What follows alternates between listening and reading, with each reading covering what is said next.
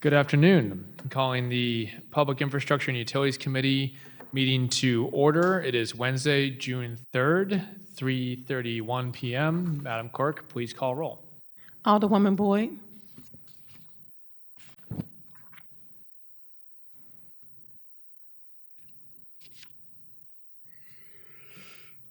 We can hear you, Alderwoman Boyd. Alderwoman Clark Hubbard. Vice Chair Schweitzer. Present. Alderman Devoti. Present. Alderwoman Cox-Antwi. Present. Chair Browning. Present. Alderwoman Boyd. Alderwoman Clark Hubbard. We have 4 present. We have a quorum.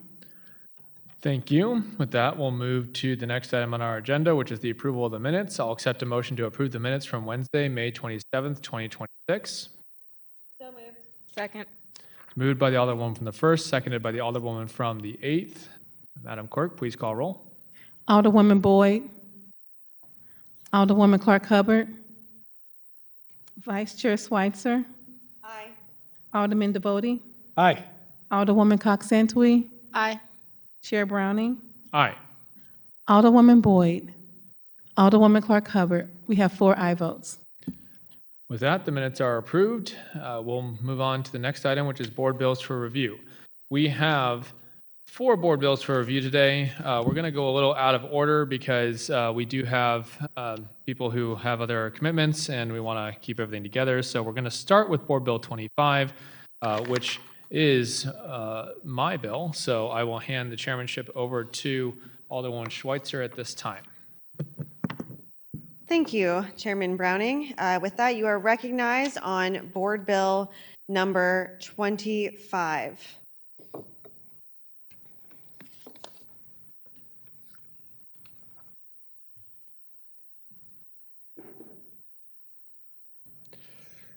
Thank you. And good afternoon, and thank you to the committee for your continued support and time on the issue of our St. Louis water. This bill is the result of a rate sufficiency study that was conducted in close coordination with our water division. The result of this study is a map toward financial solvency for our publicly owned department that delivers our water. As an enterprise fund, ratepayers fund the water division from their bills and what they use.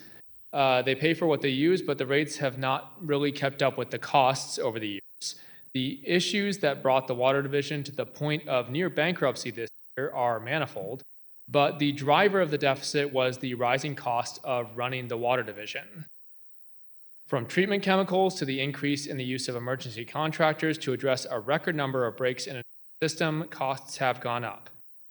That is what has depleted the contingency fund that we are now trying to refill, along with addressing long-deferred capital improvement needs, such as the replacement of pipes at the end of their lifespan and pumps that have served us well, but are now in need of. Anyone who has taken a tour of our water treatment plants knows that the last time substantial investment was made in them was several decades ago. While the mid-century theming of the buildings is charming, the million gallons of water that leaks from our ancient equipment is not. This bill does everything that is needed on a schedule that is best for everybody. It puts the water division in a position for the comptroller to issue bonds, putting them on a path to address a majority of the $700 million of capital improvements needed. It rebuilds the contingency fund for emergencies, and it funds the daily operation of our water division so that they can continue delivering safe, clean drinking water to our residents and businesses for generations to come. Now, we know that this rate increase is coming at a time of increasing costs for everyone. It is common sense that in a more expensive world, it is also more expensive to run the water division. But that doesn't mean the cost can be shouldered by everyone equally, and that's not what equity means. In response to justify concerns about the affordability of rate increases, an affordable rate has been introduced for the first time, helping mitigate the impact of higher rates for customers with lower incomes. A cost of service study is also on the way, which will address disparities in how different customers are charged.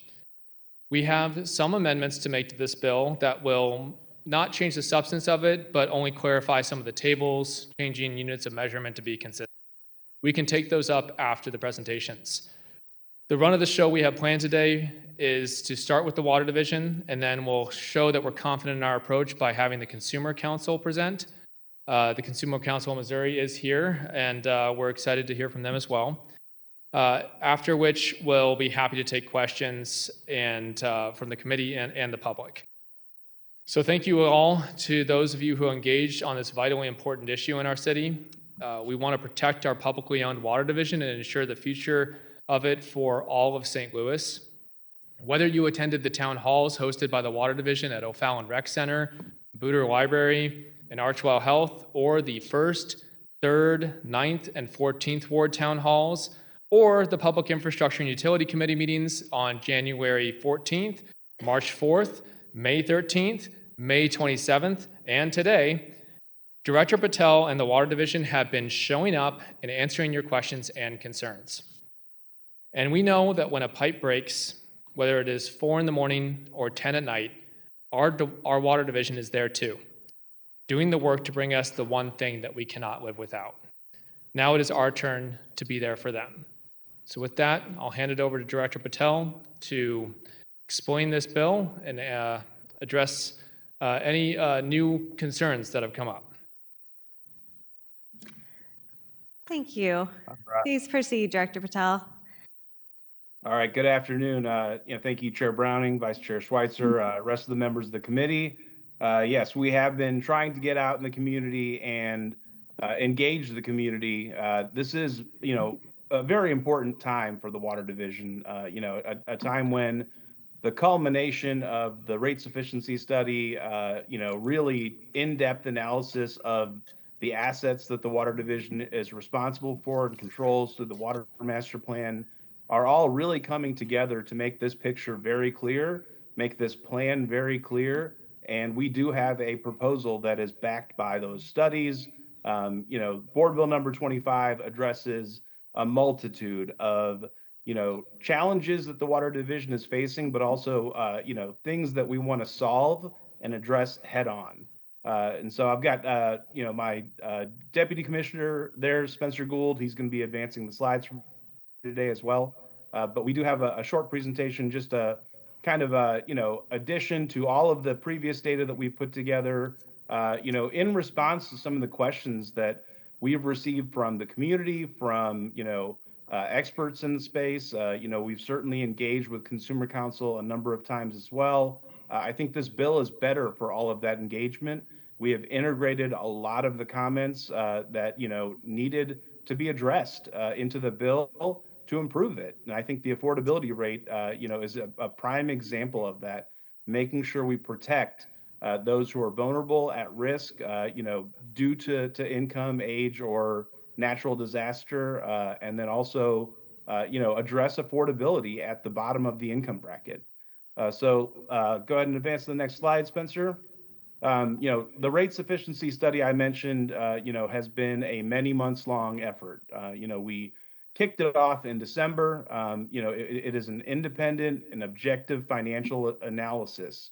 There's lots of financial data, all of which can be found on our water rate review page on our new website. We encourage residents to continue to engage through that water rate review page where they can provide direct comment through a comment box. We've reviewed all of those comments and again, made this bill better for the engagement that we've received through multiple modes of communication with the public. It's a structured process that was followed by our consultant, Black & Veatch, guided by the principles of the AWWA M1 manual on principles of water rates, fees, and charges. It really does address these three buckets that we're looking at: solvency, stability, and capital renewal. It rebuilds a reserve that will allow us to go after bond issuances, to draw those payments, out over time so that this long-standing infrastructure can be paid for, out into the future, 20, 30 years. It's a balanced and pragmatic financial plan. We had several workshops and meetings on the capital improvement plan, on the structure, the assumptions that were made in the study, and there were a lot of assumptions that had to be made. This is a one-time study that takes a snapshot look at the division today. The past revenues that we have experienced, the past expenses that we have experienced, and projects out based on cost indices. Looking out ahead 5 or 6 years, we did make an assumption of $60 million in RAMS funds. That assumption obviously is putting a stress or a strain on the financial model that was built if that $60 million doesn't show up. And so that actually pressures against the rates being diminished further. The study recommended an initial increase of 40%. We knew that was a big number. So we made a concession to break it down into two smaller increments of 18% and 18%. That is an additional pressure again on the tables and the plan. The plan was not altered, but again, some of these assumptions too, could be eased. We will take a look at the term of the bonds.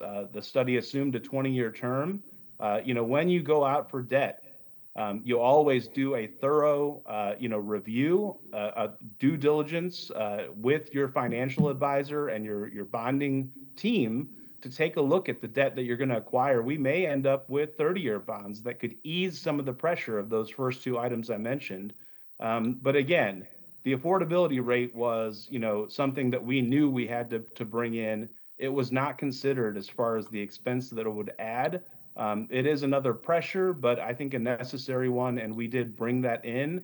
And then, of course, we've been talking about the special rates being phased out, the zoo rate, the hospital rate, the museum rate, all of the engagement that we've had directly with those stakeholders, has been very positive.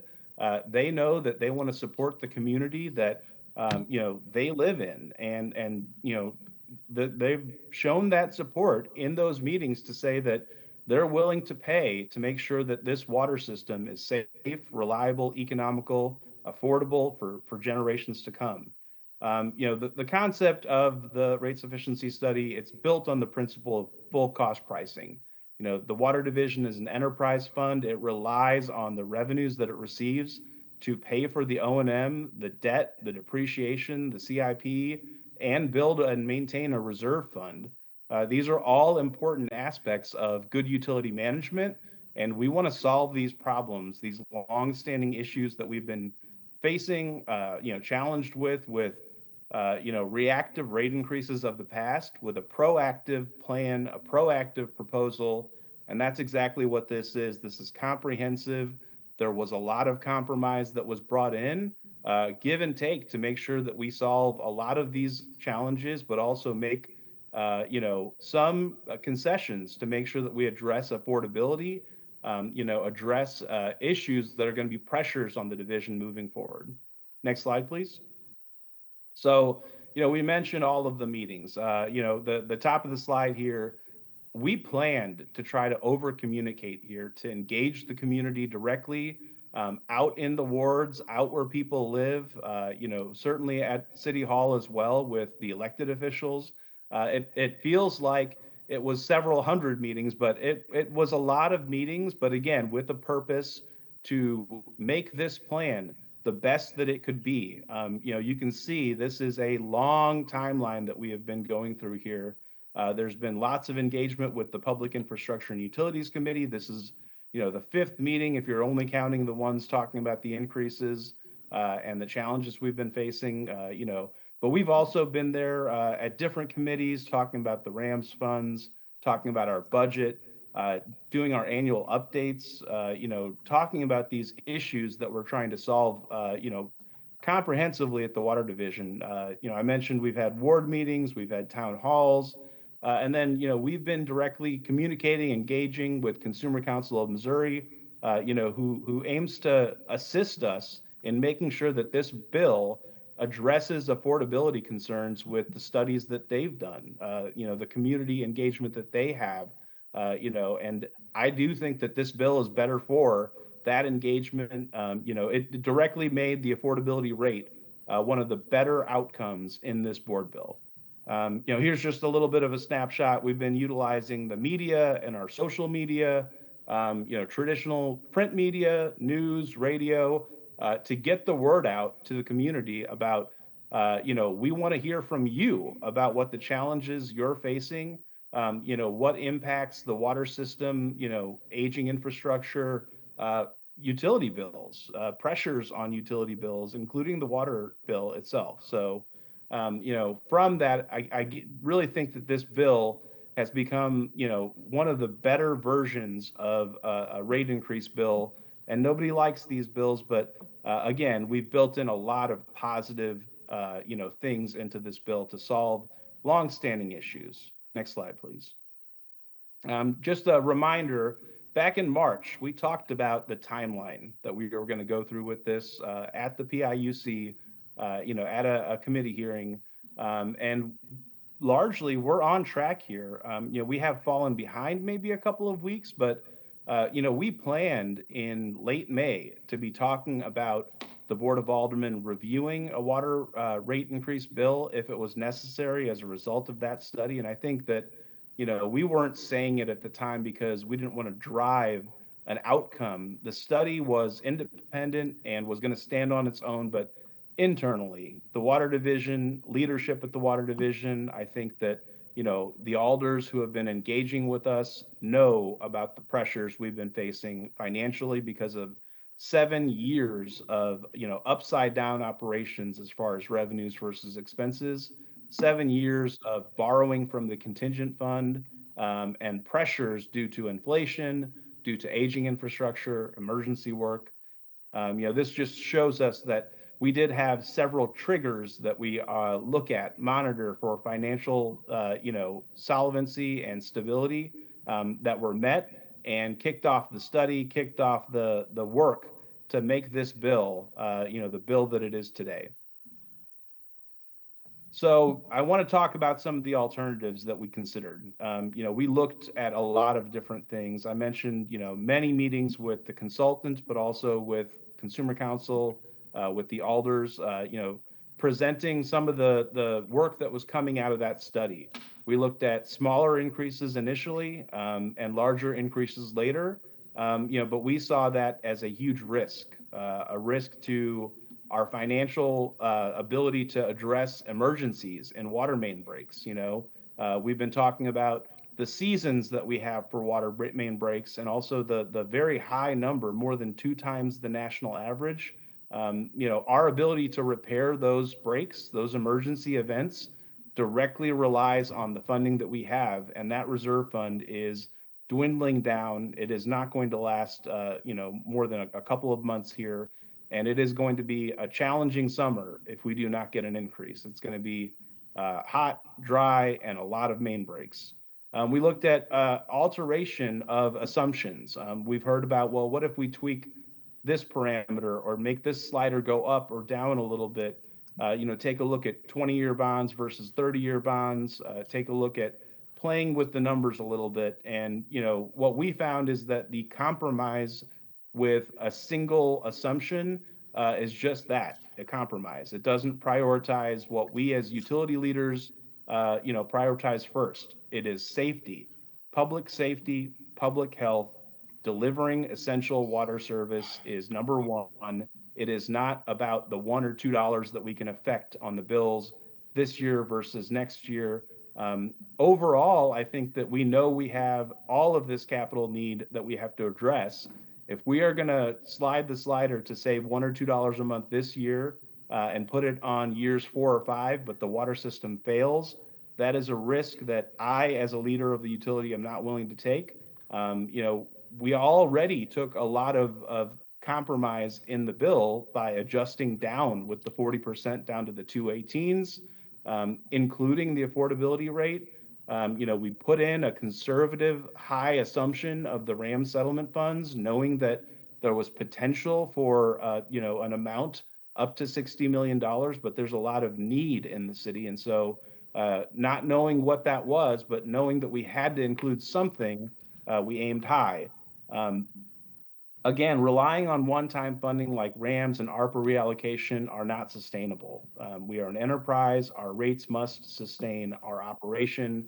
It is part of the covenants in the bonds that we have, the debt that we owe that we must remain solvent, that we must maintain a coverage ratio, that we must maintain O&M reserves, and we are risking our credibility as a water utility to take on debt, to issue bonds, so that we don't have to pay for $700 million worth of work all at once. Those increases would not be on the order of 18 or 40%. They would be on the order of 100% or 200% or maybe even 1,000% if we had to cash finance all of this work on the ratepayers of today. And so we have to make sure that we are credible, to be able to be lendable, so that we can bond this out to minimize the impact on the ratepayers of today.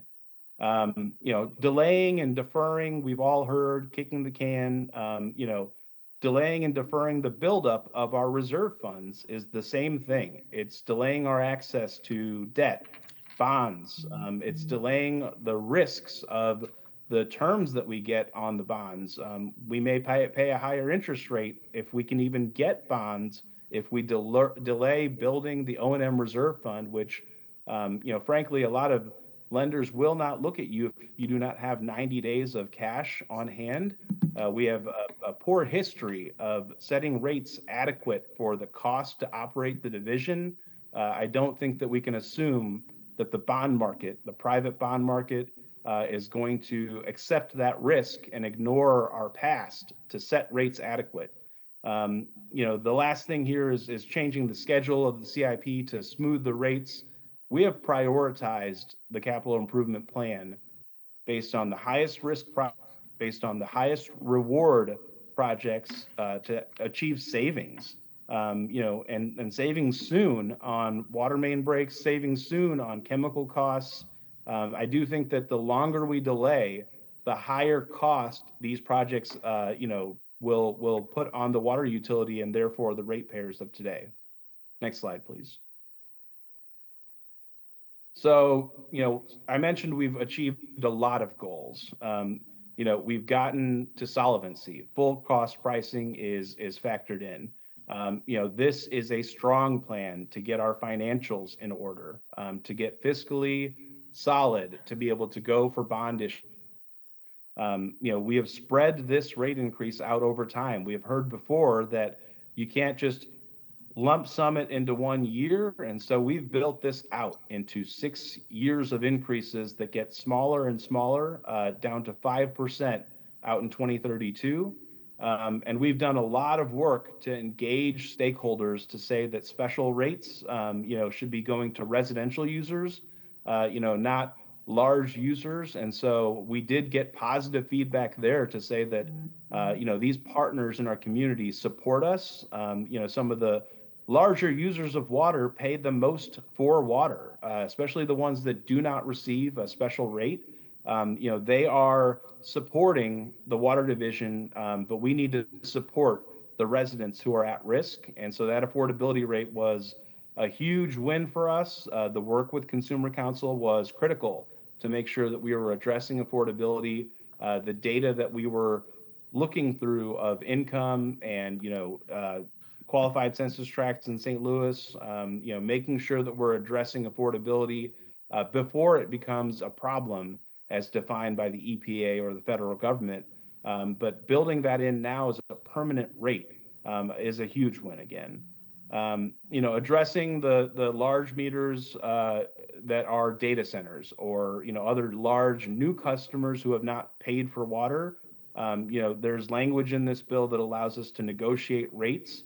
We've already been having conversations about what that might look like with some of the resolutions and, orders through the mayor's office. We have a lot of framework in place about negotiating higher rates, due to impact, due to, high volume, demand costs that are going on, with some of these newer types of customers. And again, all of these goals were achieved by comprehensively looking at all of these goals and the financials and the data, to have a balanced and pragmatic approach. Next slide, please. So, I want to make clear that we can't solve every problem the water division is facing with this bill. This is a rate bill, a water rate bill cannot do everything, and we do have other goals that we are pursuing. Again, these are prioritized, based on the level of impact to service, the risk to public health and safety. We are working through our water master plan. It is a very important project that we will complete towards the back end of summer this year, or maybe if we slip a little bit, just to make that product really, comprehensive and have that report be the best product it can be. It will be done this fiscal year. The cost of service study, that's in our near term. We are looking at that as the next rate study that we're going to be doing. We have to go through a process to scope that, to go through an RFQ process, to do a selection. We're taking a look at codifying the water rate review requirements so that in the future, this process is made even better. Again, we've done a lot of engagement, but we want to make this process better. Water meters keep coming up, and we know that that is a problem for us to solve. It does come with a huge expense on our CIP if we do include it there, but there are other ways that we are looking to do this. We are going to be discussing a board bill today, that is being sponsored, that will take a look at starting to address this problem where it is most pragmatic, where it makes sense. All of these improvements are in our sights, but the bill we're talking about right now is Board Bill 25 and the water rates. We will take a look at going forward, prioritizing new goals. Solvency is essential. It's our immediate concern. It is what is risking public health and safety and our ability to repair water mains this summer if we do not get something taken care of with the water rates. Next slide, please. Just to show again, the series of increases. We have an initial 18%. Based on our typical bills, $35 to $45, we're looking at a $7 to $9 a month impact, for each of those 18% increases, and then down to 6% for the next 3 years. And then because of the effects of compounding, $3 to $4 on those 5% increases on the back end as well. Next slide. So I really do want to hone in on this affordability rate. It is, again, one of the better outcomes that has been introduced in this board bill. It is establishing a permanent customer assistance program. It is for city residents only. It is, to help people who are at risk of losing essential water service due to income, due to age, due to natural disaster effects. We have some immediate eligibility in there, and then we do have a 50% subsidy for those who will qualify for the affordability rate. It's made possible by some of these other things that we've done, the comprehensive approach, in the study that we have taken to phase out special rates of subsidies for hospitals, zoo, and museums. Again, we received a lot of positive support from those stakeholders when we engage them to say that they are wanting to support the city, the community. We are committed to supporting our community all together. And that goes for the elected officials that we've spoken to as well. Everybody is on board of tackling this issue today and tackling this issue directly. And we have made a lot of progress to solve a lot of our goals in this bill. The affordability rate, it's important to note, will immediately save customers as that first 18% increase goes into effect. Those customers who are eligible for that immediate affordability rate due to those criteria that we mentioned will save $24 a month on average. That is enough to cover some of the increases of other utility bills that are causing pressures on households too. This is an immediate savings for those who are eligible for this affordability rate. We think that is a great thing. By the end of the increases after 2032, those customers in that rate will be paying less than they are today before this affordability rate is a rate that we can offer.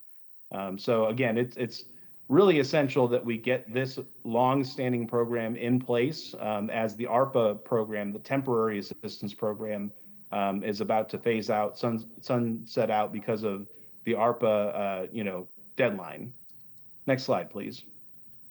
So I do think that, it's essential, right? If we lose water, we lose everything. It is the lifeblood of the city. You have heard time and time again about the impacts that we hear about daily when we are at these town halls, when we are receiving calls that people have lost water service because of a main break, an outage, and it halts their lives. Our community needs access. It must be provided to safe, reliable, and affordable drinking water.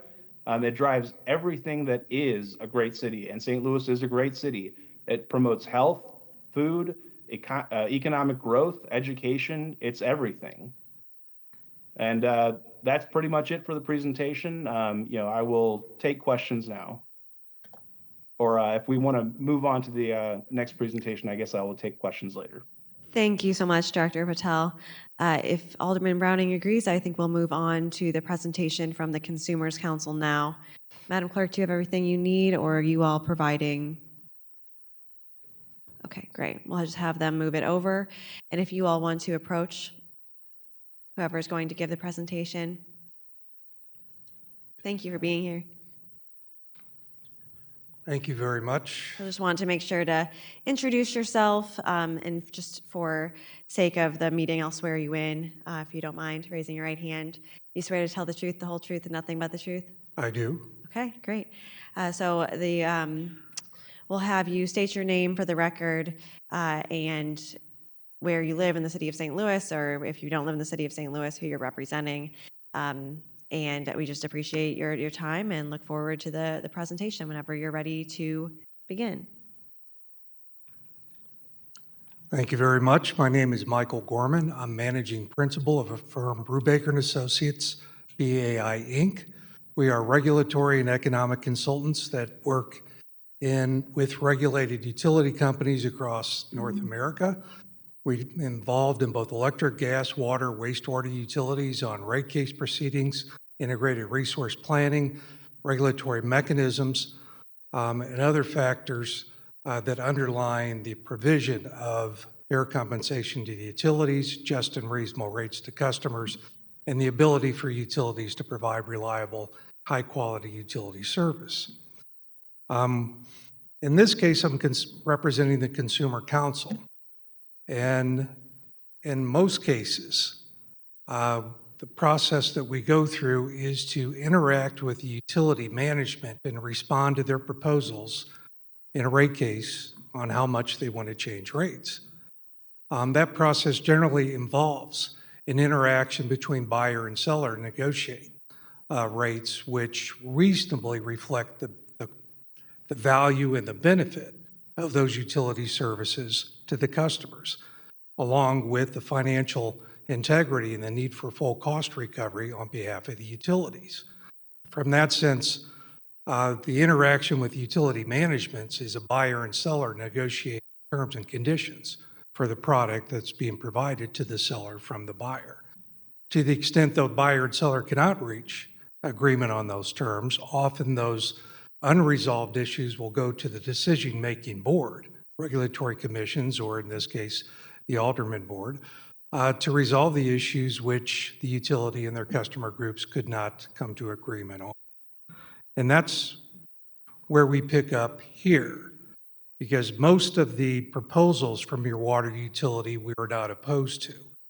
Rather, our simple concern with the utility's revenue sufficiency is whether or not they truly did measure a revenue requirement for the utility that allows them to accomplish the stated goals that they've included, primarily included in the capital improvement plan, the restoration and modernization of the utility infrastructure system, and to do so at the lowest possible rates to the customers.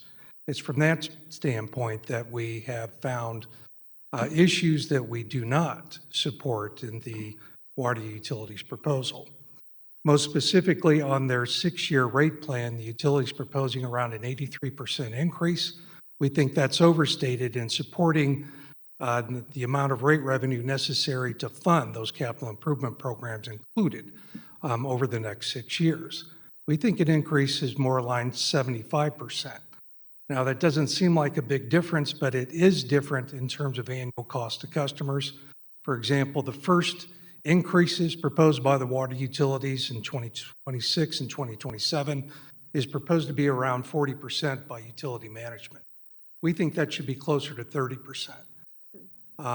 We give back some of that savings over the remaining 5 years of the plan by giving an increase somewhat higher than what the utility has proposed. At the end of it, there's still savings to customers in our proposed rate plan relative to that proposed by your water utility, and the savings to customers would be a little more than $5.5 million per year. The issues that we identified within the revenue sufficiency study include the following. The cash metrics of the utility appear pretty weak at the beginning of it, particularly the rate revenue relative to O&M.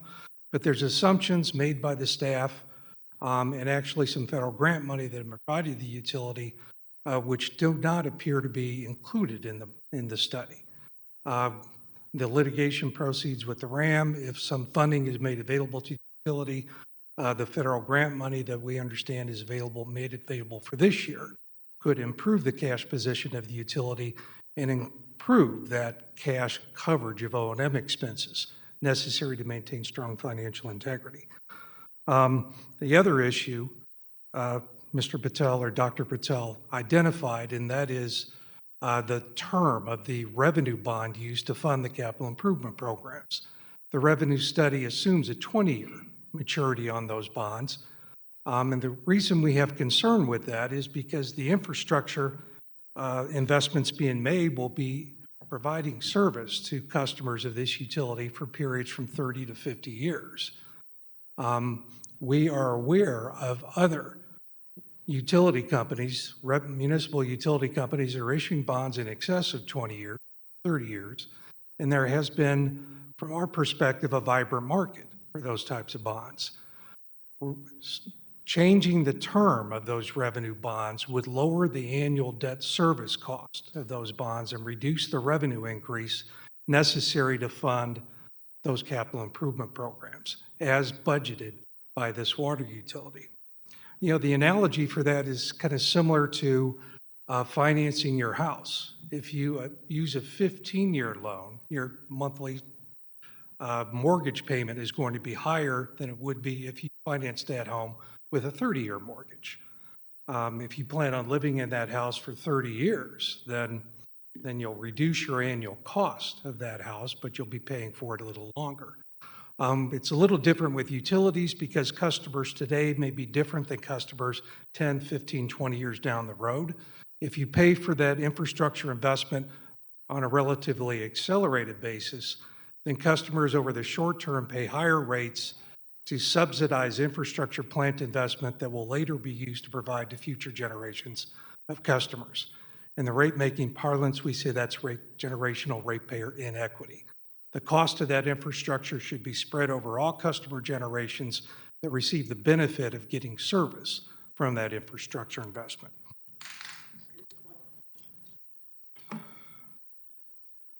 We also found just some smaller issues that deal with the acceleration or the escalation assumed in some of the factors.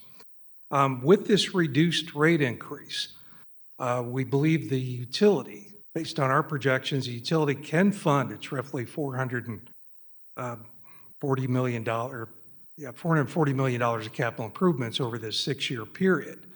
It can do so by increasing the net revenue, the amount of cash flow available to fund capital improvements over this plan from approximately $4 million at the end of 2027 or throughout 2027 up to over $35 million 6 years down the road.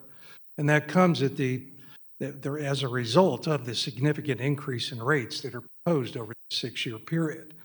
Once the revenues are producing that kind of net revenue margin, the city utility is in a much stronger position to either pay debt service cost or to fund some of those capital improvements through rate revenue, in this case, based on what's being earned on a year-to-year basis. In fact, in the model the company is, or the city assumes that they're going to increase rate revenue funding from 2027 of a little less than $4 million up to over $18 million a year. Under our proposal, they go from about $4 million up to about $13 million a year. The difference in that amount of money that's available for funding capital improvement programs, we believe can be supplemented by increasing the amount of revenue bond issuance by the water utility by right around $16 million. And that compares to around $235 million of revenue bonds that's included in the city's forecast. So it's a plan that does not overly stretch the financial viability of the utility. It moderates the increase in rates necessary to fund the capital improvement plan, and it achieves the financial metrics that indicate a very strong and financially viable utility company by maintaining a financial metric referred to as a debt service coverage ratio that is never below 1.5 times. That means the amount of revenue you're generating that it's available to pay debt service is always at least 150% of that debt service.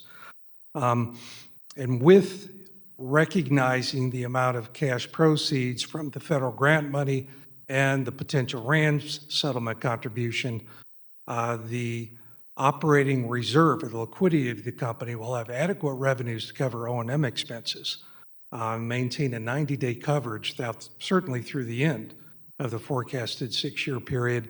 But more importantly, those cash contributions up front will improve liquidity positions of this utility initially, which will make the utility much stronger in its ability to go to the capital market to fund these capital improvement projects. So from that standpoint, I want to emphasize that to the extent this water utility can get proceeds from the litigation settlement on the RAMs, it can help reduce the rate increase the city utility is requesting in this case, which will provide benefits to customers now, and those same benefits will be provided to future generations of customers because the utilities rates will be lower than they otherwise would be. Thank you very much. Thank you so much for your presentation. We'll move to public comment in just a moment. So if you're interested in speaking as a member of the public, make sure you've signed in. I just want to take a moment of personal privilege to thank the Consumers Council for all of the support and work throughout this process. You have given a lot of us lots to think about affordable rates and about how to do this in a professional way. The city hasn't done rate increases except the one very recently for a number of years, and that caused some problems. So, I think we're learning for the first time how to do this well. So thank you for guiding us so much. All right, with that, we'll have public testimony. I'll have everyone who's planning on speaking just raise their right hand now. Wonderful. Do you swear to tell the truth, the whole truth, and nothing but the truth? Wonderful. Madam Clerk, we'll call you up one by one. At that time, please introduce yourself, share your address or at least your ward, and start your 3-minute timer. Thank you so much again for being here. And Madam Clerk, if you could please start with the first speaker. The speakers are for Board Bill number 25. Yes, ma'am. Yes. I've got Mike Gorman. Okay. John Kaufman.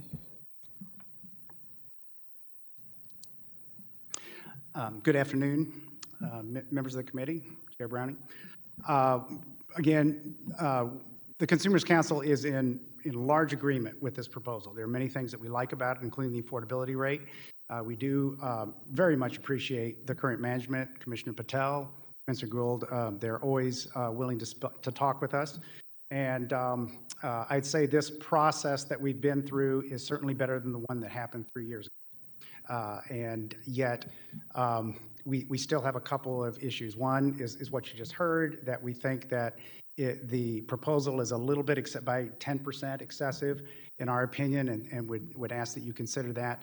The other thing that we would like you to consider is committing in the future, in a couple of years from now, in doing a full rate review that looks at the rate design of the utility.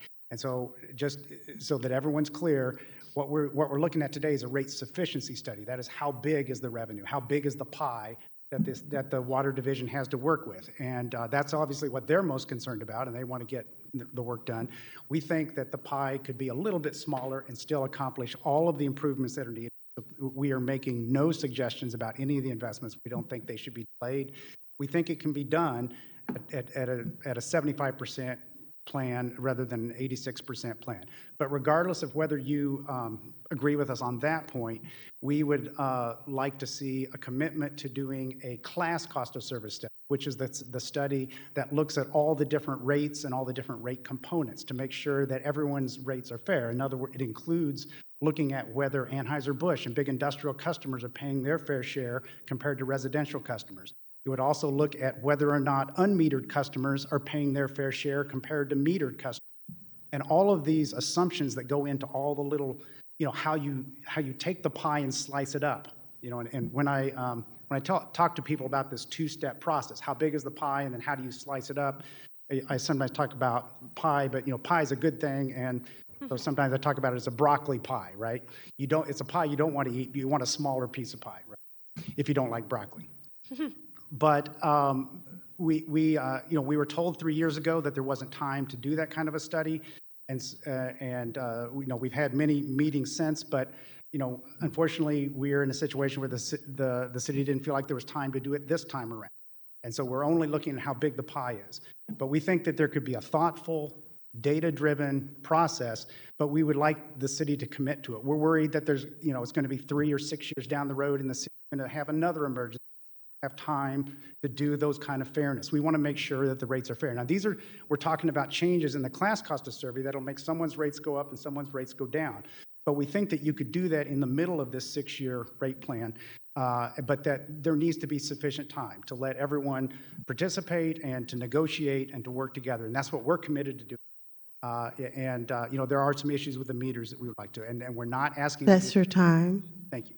But that if Thank you you. could just commit to it and put it in writing. Thank you, Mr. Kaufman. Thank you. Cheryl Glass.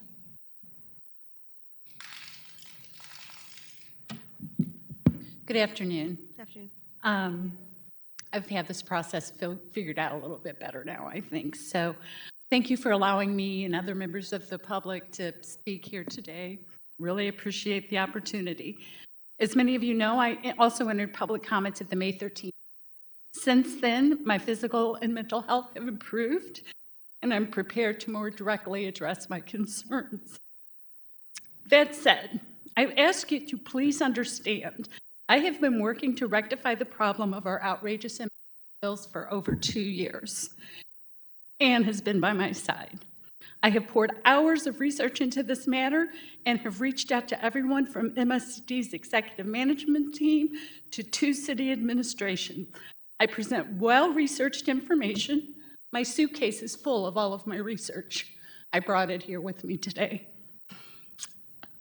And I present what I believe are reasonable concerns, well-researched, well-presented, and always possible solutions. I don't come to the table to whine. I bring solutions. I'm going to talk fast, but I get really breathless, so I'm going to do my best. I feel like what I'm trying to say is still falling on deaf ears. And I really don't hope that I'm not forced to start screaming in the rotunda. That's what I'm trying to avoid. I consider myself the city's foremost expert on this topic. I know more about it than Director Patel.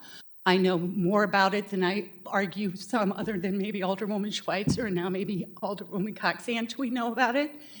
I am here as the proxy for the unmetered users of the city of St. Louis. You see there's low turnout today? People in the city work. They don't get paid if they take time off. They can't be at these meetings. So they need an opportunity to hear this information. Also, please trust that I understand that the Water Division's financial situation is dire. I think it's a treasure that's well worth saving. I just think we're going about it the wrong way. I made a lot of notes about Director Patel's comments. I won't take time here to address them. I'll put them in writing and send them in. I've tried my best as a one-woman show to create public awareness and drive people to submit written comments into the public record and show up to here today. I've grown a significant following on Nextdoor and grew a private group from 0 to over 70 members in 4 days. I've had over 4,000 views on my post. There's a lot of public comment on Nextdoor, and I would be interested in knowing how we might possibly retrieve that and get it entered into the public record. I Ms. don't know how to Glass, do that's that. your time. Thank you. Yeah, that's too bad. That's really too bad. Unfortunate. I'll submit it into the public record. Thank you. Ms. Elaine Laura?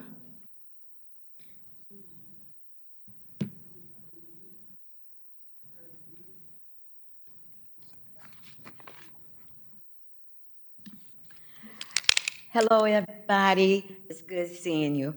Elaine Laura, Sharon Ward. Is that the 12? Yes, ma'am. Thank you. Well, do you smell that? That's the stench of the water department not providing water meters to accurately measure consumption. I like paying my bills. I like paying for what I consume. And one of the presenters said that we should consider a data-driven process, and we are looking for high-quality utility service. I think that was from Dr. Patel. It's not high-quality utility service if we are not metered water. Metered water, I like calling myself, in addition to a water and sewer community advocate, as a great recycler. I believe in sustainability. Metered water encourages conservation. It also gives you a strong sense of accomplishment. Meter water is what 90% of the United States is working under. I did a Google search AI, that beast, and I said, what does unmetered water mean? It meant primitive, underdeveloped, third world country, primitive. St. Louis has a lot of problems. Protecting unmetered water, fixed rate, flat rate billing is not fair. It's inadequate, it is unjust, and understanding that there might be affordability rates, I hate to say it, but you have to be dirt poor to get that. I worked all of my life, and I'm happy to be able to pay my water bill. I pay my water bill ahead. I pay my sewer bill ahead. So I like to say to people, the sewer company owes me money because I pay ahead. To how much to be determined. That's your time, Ms. Laura. Thank you. Thank you. Is that everyone signed up as public speakers? That concludes the public speaking. Thank you very much. All right. Thank you all for coming. Alderman Browning, I'll have you come back up to the stand. Okay. Would you like to make any comments before I move into questions from the committee? Thank you. Yeah, I'd just like to address a couple of things that have been brought up because I do want to get correct information on the record. And I understand the concern and care from people today. This is a vitally important resource our city has, And it's true that we are still unmetered. The majority of users are still unmetered, but meters are something that people have to privately purchase and install on their line. So it is something that we need to get caught up on. It's certainly something we're interested in doing. I appreciate Alderman Devoti for bringing a bill to make sure that new construction requires meters. That's something we should have done a long time ago. But we're going to continue to try to work on that issue. It's not one that can be necessarily addressed today with this bill. Another thing I wanted to bring up is that the idea that we didn't include cash infusions in the city model. We did. In fact, the model assumed $60 million from the RAM settlement funds. Right now, the bill that's been introduced but not passed yet only has $30 million in it. So we're actually a little short on that end. And if we could get more, that'd be great, but nothing's a guarantee in life. There's other assumptions that are made that I think really just assume things that may not happen in the future. And we're trying to make a decision today about how to get our water division on a path to financial solvency. So whether it's 20-year bonds versus 30-year bonds, really the advantage over using a 20-year bond is that you pay less interest. It's a better deal if you can do it. Recognizing that ARPA money is already allocated. We don't really have any extra ARPA money to allocate at this time. What may end up getting pushed over, the money that may not get spent this year, will likely be very limited. So we're not talking anything that really moves these numbers. But overall, I think the suggested approach, like I said, makes some assumptions that aren't correct, but other things that we can't predict. So we know how we got to this point with the water division on the verge of bankruptcy. It was a policy of kicking the can down the road, deferring maintenance, and putting off what wasn't necessary at the time, making it really financially irresponsible decisions like leaving the moratorium on shutoffs in place and only giving the water division enough to subsist on day-to-day as everything else got worse. We cannot continue that approach of leaving today's problem for tomorrow. We've reached the end of the road. There is no more room to kick the can. This approach is responsible, spends ratepayer money responsibly, and it makes no assumptions about the future. So with that, would love to take any questions from the committee. Do you want to save your amendments until after questions? Can do that, yeah. Okay. Wonderful. Alderman Boyd, are you with us? Wonderful. Yes, Any ma'am. questions, Alderman? I don't have a question. I just have a comment. I want to thank Alderman Browning because we had a long conversation. But first, I want to apologize to the residents of St. Louis. This has been 20 years too long. This should have been done 20 years ago. So as kicking the can, this was 20 years late. And so I don't want to mispronounce the young man's name that's over the water department, but I apologize to you because you walked into craziness and trying to correct the 20-year that we did not take care of this. So I applaud you because you've been very determined and you've taken a lot of slack to try to correct this. But this is going to be the hardest yes I'll ever have whenever we do the vote, because at the end of the day, as Alderman Browning said, we cannot kick the road anymore. Thank you. Thank you, Alderwoman. Alderman Clark Hubbard. Thank you. Before I make my comments, I also publicly thank the Consumer Council for the continued work, the persistence, the way you all show up. I see you showing up in community all the time and getting this information out. And for the record, I would absolutely be in support of that 2-year full rate review. So anyway, I can support that effort. Please let me know. I think it goes without saying that we continue to get overshare is an understatement of information. So I thank the director, Mr. Gould, and the work that you all continue to do to get this out and supportive. I spoke on this last week. I was asked, I requested to be a co-sponsor, so I'll repeat that again, that I become a co-sponsor to. And I just want to reiterate the part about assumptions.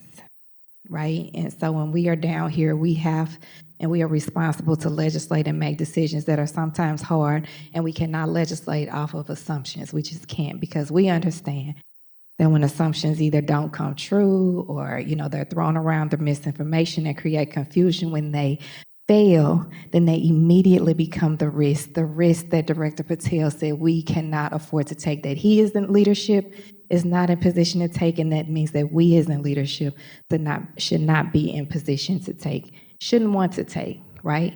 And so, again, I continue to thank you all for the efforts, the communication, the ongoing communication and consideration. The affordability rate is real. And I heard in a comment earlier that it might happen. It is happening. It is in this legislation. And thanks again to the Consumer Council for their work on that, and Alderman Browning. That's not an assumption. That's real. That's a fight that we will continue, that we had and will continue to support. Thank you for your continued efforts. And again, I want to repeat, may I please be added as a co-sponsor to Board Bill 25. So noted. Thank you, Alderman. Alderman Devoti. I would start by joining the comments, Alderwomen Boyd and Clark Hubbard, in their entirety. I think they were very well stated. I'd also like to thank Alderman Browning, Director Patel, the Consumer Council for the work on this particular bill. And Mr. Gorman, thank you for coming and lending your perspective this afternoon too. It's well received, so thank you, sir. I do want to start and I have two questions. I'll try to be brief. Start my initial question piggybacking on one of the comments that was just made with respect to assumptions. When I was listening to Mr. Gorman, there seemed to be a mention of assumptions and financial integrity and funds that were present. Director Patel, I can see you. I know you're still with us. If I heard you correctly, with respect to this particular bill, it actually has an assumption that with respect to the RAM's principal, there will be a $60 million allocation. Is that correct?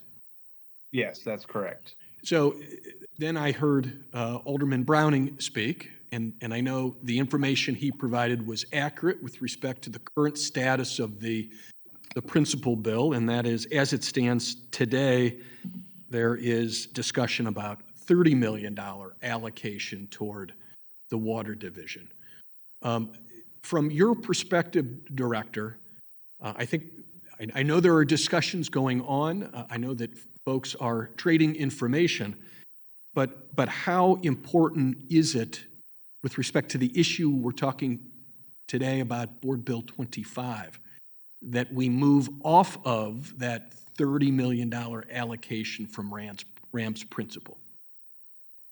Sure. So, the RAMS piece really protects ratepayers. Every dollar that comes in one-time funding, shields ratepayers from having to shoulder those dollars. And one of the unique things about the RAMS fund is that there are no strings attached. Our intention is to utilize any dollars that come in the form of RAMS funds, to grow, to bear interest, while we use it to pay down lower interest subsidized debt service in the form of state revolving funds.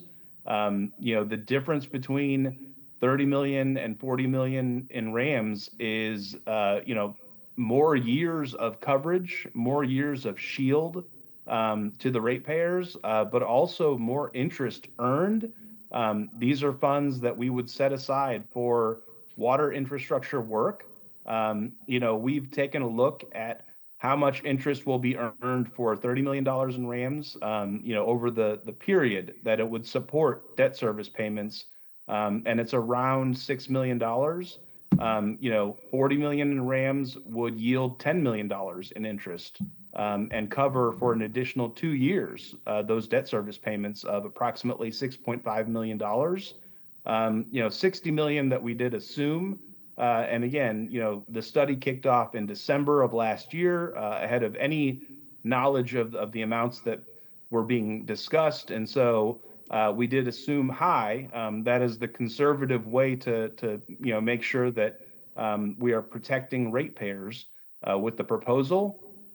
And the fact that it may be less will be more pressure on the financial model, but it yielded $20 million in interest earned and paid those debt service payments through 2042. So 6 years longer of coverage out of that fund. Uh, Approximately 14 million more dollars in interest earned while that fund remained, able to support debt service payments. And again, these are $6.5 million, annual estimates going towards $130 million in SRF debt that we plan to issue. And so the impact is shielding ratepayers from that amount. I appreciate that. That helps. So thank you for the explanation.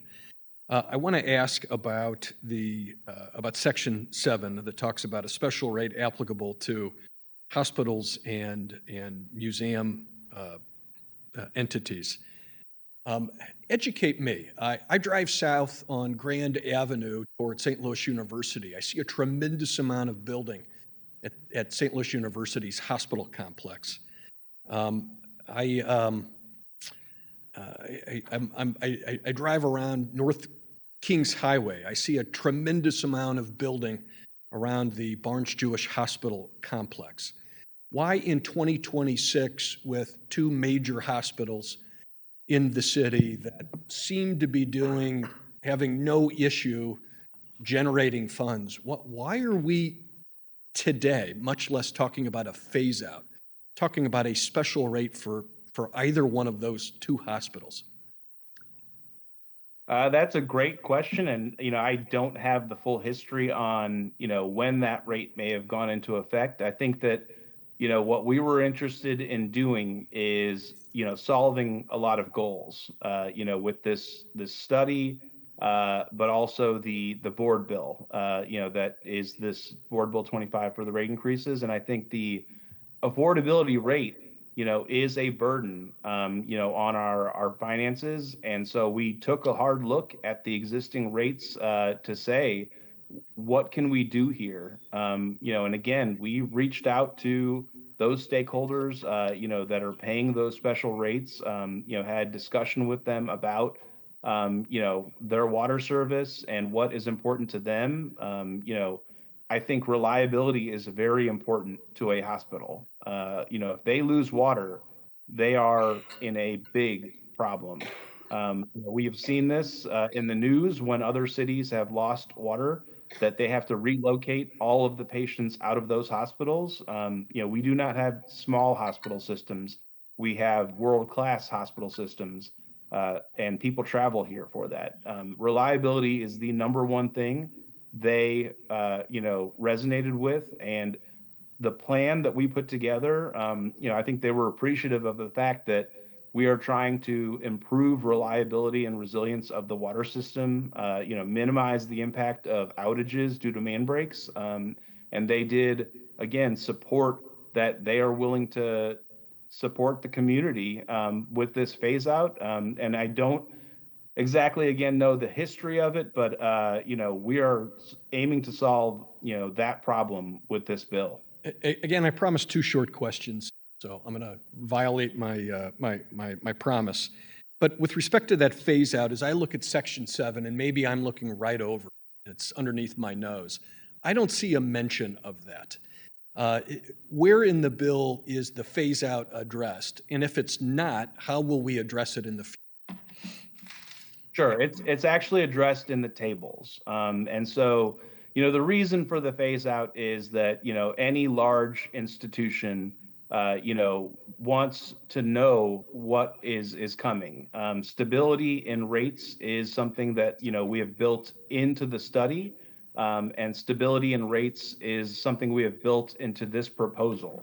The rate stabilization fund allows us to ensure that we can address small deficiencies in revenue or increases in expenses without spiking rates. And I think that the hospital systems, the zoo, the museums that get the special rate, if they were to lose the special rate and start seeing the increases, it puts a lot of short-term stress by double dipping effectively. I mean, it's a double whammy that, we wanted to say that these rates have been in place for decades. And so we wait until January 1st of 2027 to actually phase the rate out. They do see an 18% increase on the existing subsidized rate July 1 of 2026. And so, initially an 18%, and then it is kind of that double whammy of losing the special rate and having an 18% that goes into effect January 1. We're working again with those stakeholders to lay out what that's going to look like so they can budget for it, plan for it, not have to move around their work that they do, the important work that they do to support the community with, some, again, of the world-class healthcare service that we enjoy in the city of St. Louis, the research that they do, the benefit they provide to, the education community and St. Louis as a whole. Thank you, Director, for the explanation. I will point out, Alderman, that the outreach continues. Director Patel and Mr. Gould are scheduled to come to the 5th Ward on Tuesday, July 14. So the outreach hasn't stopped. In fact, they're on the calendar to folks in the 5th coming up. And Madam Clerk, if you would also add me as a co-sponsor to this bill. Thank you, sir. So noted. Thank you, Alderman. Alderman Cox-Antwi. All right. Thank you, Madam Vice Chair. I want to start by echoing all the remarks from my colleagues. I think they were thorough, and I agree with the Alderman from the 5th, very well said.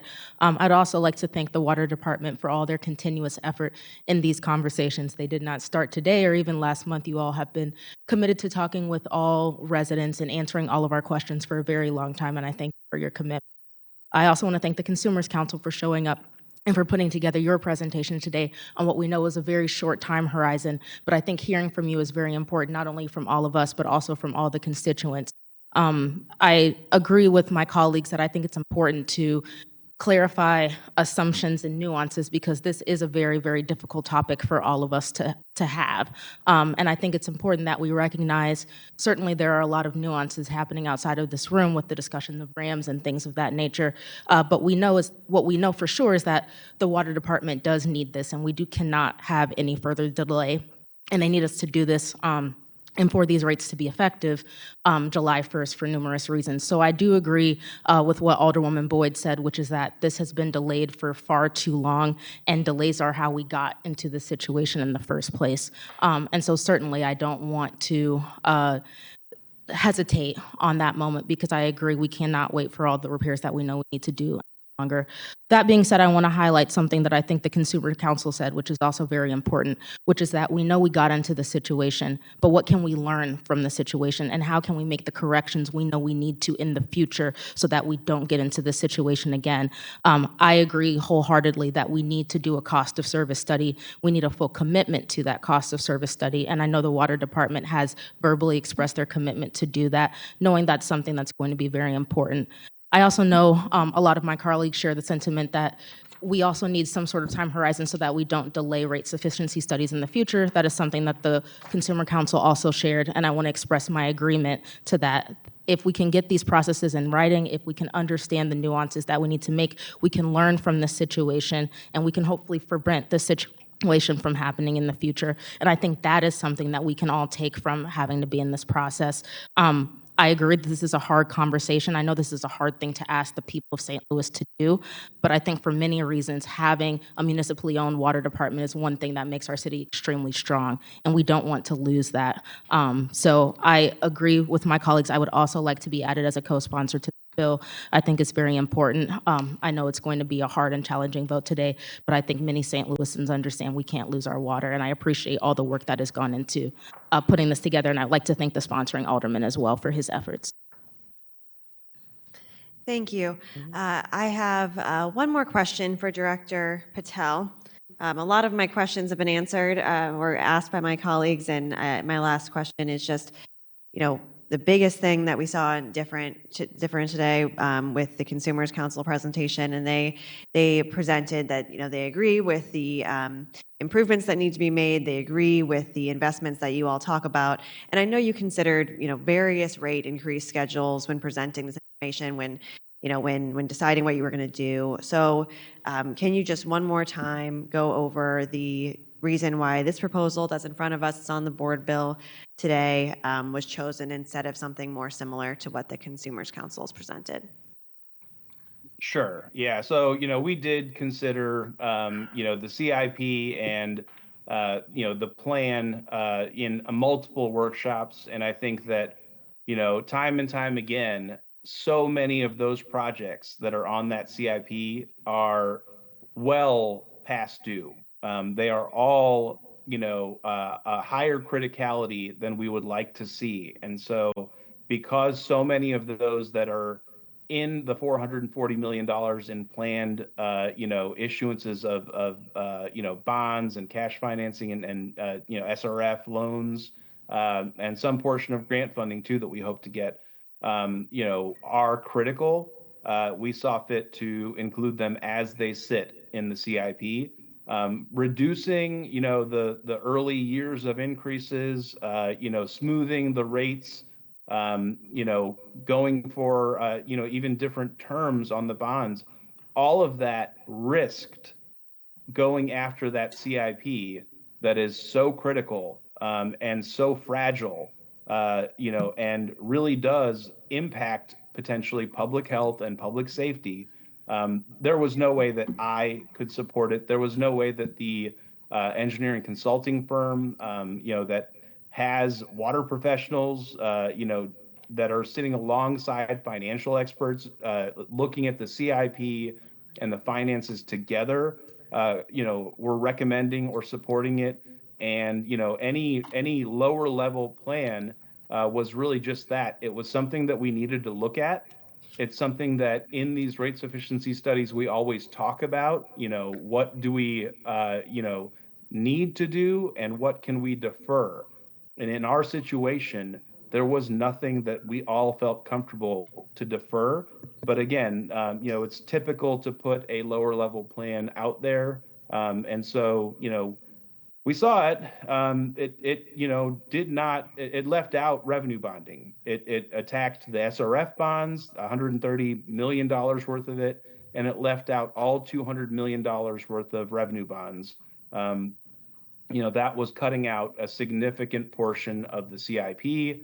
And, any minor manipulations that we were trying to do were just that minor. And again, we do feel that we will take a look at the bond terms, but right now we have very low rate and very low debt. In fact, the debt that we have is less than $600,000 a year. It is almost, unequal right now that the ratepayers of today are getting a tremendous deal on their water because they are not shouldering the cost of the debt. And in fact, the longer the terms are on the bonds, the longer we extend out that debt. And by the end of, 6 years, we have a whole lot more debt that we're building as we journey into our CIP early on, that our debt to equity ratios are challenged in out years. And again, that is something that we will still look at to maybe, balance the approach when we do a detailed financial analysis on the bond market and, the best approach there. But again, that is really putting the burden on the future generation rather than, the ratepayers of, today to shoulder some of that, deferred action that we've all been talking about. There will be debt on our children, our children's children, as we seek to do the rest of the $700 million worth of the CIP, that isn't addressed with, the next 10 years of work that we'll be doing. And it will fall on, the ratepayers of the future to make sure they keep, supporting the increases, in 10 years, in 20 years, in 40 years, and that is an ongoing thing. Again, the water system is needed now and tomorrow. It's needed forever for the city. Thank you. I appreciate that answer. I think a lot about how we've talked about many times that the rates hadn't gone up for such a long time, that the people who are using water now and in the past, weren't paying for the investments that were needed, and it has really come due now. And I have been saying for a long time, and we've had these conversations multiple times about the water division needs debt.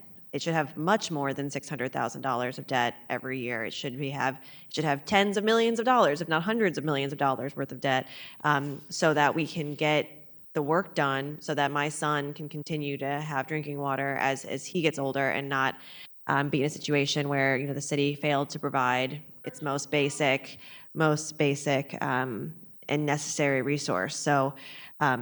And that helps stabilize rates today to have that debt and to pay it in a fair way. So I appreciate everything you've explained and how this came to be.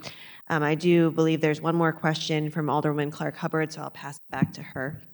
Thank you so much. I just wanted to, I guess, add some additional context to some comments that might have been misunderstood about the affordability rate. First of all, that program is still being developed.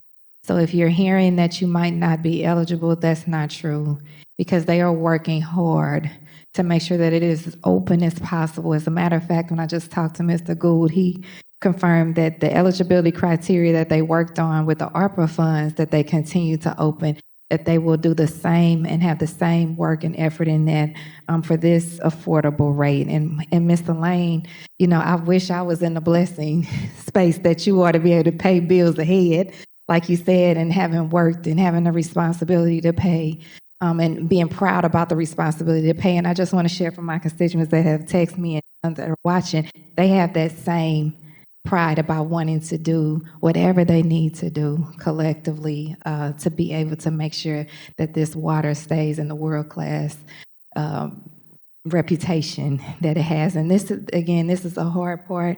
I know there was years that they said that this has been kicked down the can, but I know none of us sitting here were here for the amount of years that was mentioned. And I know for the 7 years that I've been here, that this is the real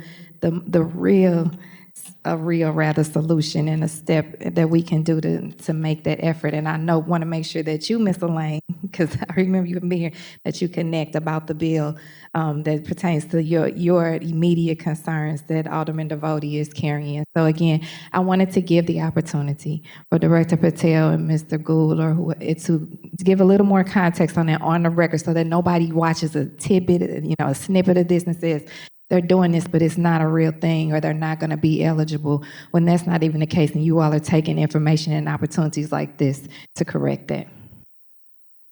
Yeah, no, thank you. We have to be real careful to correct, misstatements, and I will correct one right now, just off the bat. I am not a doctor. I've heard it a couple times here. I know it's close to director, but no, the affordability rate is real. It is put into effect in the bill. We have outlined, some immediate eligibility criteria. If you have applied for and received our ARPA-funded temporary assistance program, you would be eligible for that affordability rate. If you are in a customer assistance program by another utility that has, provided you a letter saying that you are receiving a customer assistance benefit, whether that be your electric bill with Ameren, your natural gas bill with Spire, or your sewer bill with MSD, you will be eligible immediately for our affordability rate.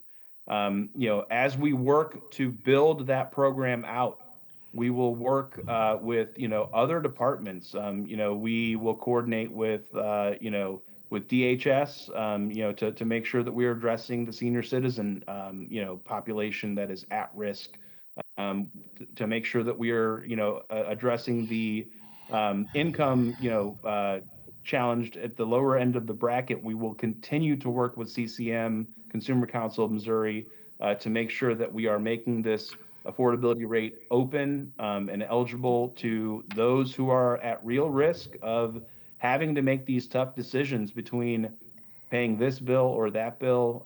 They are behind on their bills. They are having to make tough choices on groceries and tough choices on their medication. I know that's a real issue in the senior population.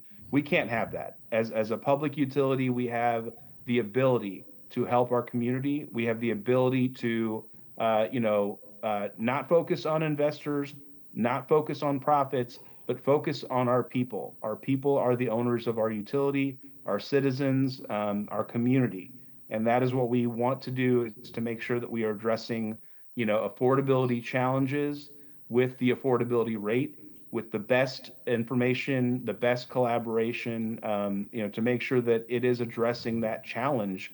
And that's why we will continue to make sure that those criteria are developed to open up that rate to those who need it the most. Thank you so much for taking that opportunity, and I want to piggyback off of Alderman Devoti for the continued opportunity of information sharing to remind everybody that the Water Department will be in the 10th Ward on the 29th to continue this conversation publicly. I know the 10th Ward probably has one of the bigger balances of people that will absolutely need that affordability rate, which is why I want to be at the table for that, is compared to people that are like, hey, what can we do? Can we do more to be able to sustain this water department? So thank you all. Like I said, the 6-7 years I've been here, this is the closest I think we've been. I don't want to miss this mark. And if I'm the senior, and knowing that my colleagues here haven't even been here that long, I applaud you all for taking this bold step, and continuing to legislate this and not, what's been said earlier, kick this can down the road. Thank you. Thank you, Alderwoman. Unless there are further questions or comments from members of the committee, okay, I'll pass it back to Alderman Browning. Alderman Browning, we should move through your amendments, which I know you explained are regarding basically a unit of measurement, making sure that unit of measurement is stated correctly. We'll move through each one individually, so we'll start with amendment number 1. That's correct, and we'll try to do these quickly because these are all just addressing the tables in the bill. So what we're doing is, it did say cubic feet per billing, but really we're doing these measurements in what's called CCF, which stands for centum cubic feet, meaning centum meaning 100, so it's per 100 cubic feet of water. So we're just making this measurement consistent, which it wasn't before, so it got a little confusing, and we're trying to make this as clear as possible. So amendment number 1 to board bill number 25 does exactly that. It changes the words quantity charge cubic feet for billing and inserts the words quantity charge per CCF per billing cycle. Thank you. I'll entertain a motion to adopt amendment number 1. So moved. Second. All those in favor signify by saying aye. Aye. Aye. Any opposed?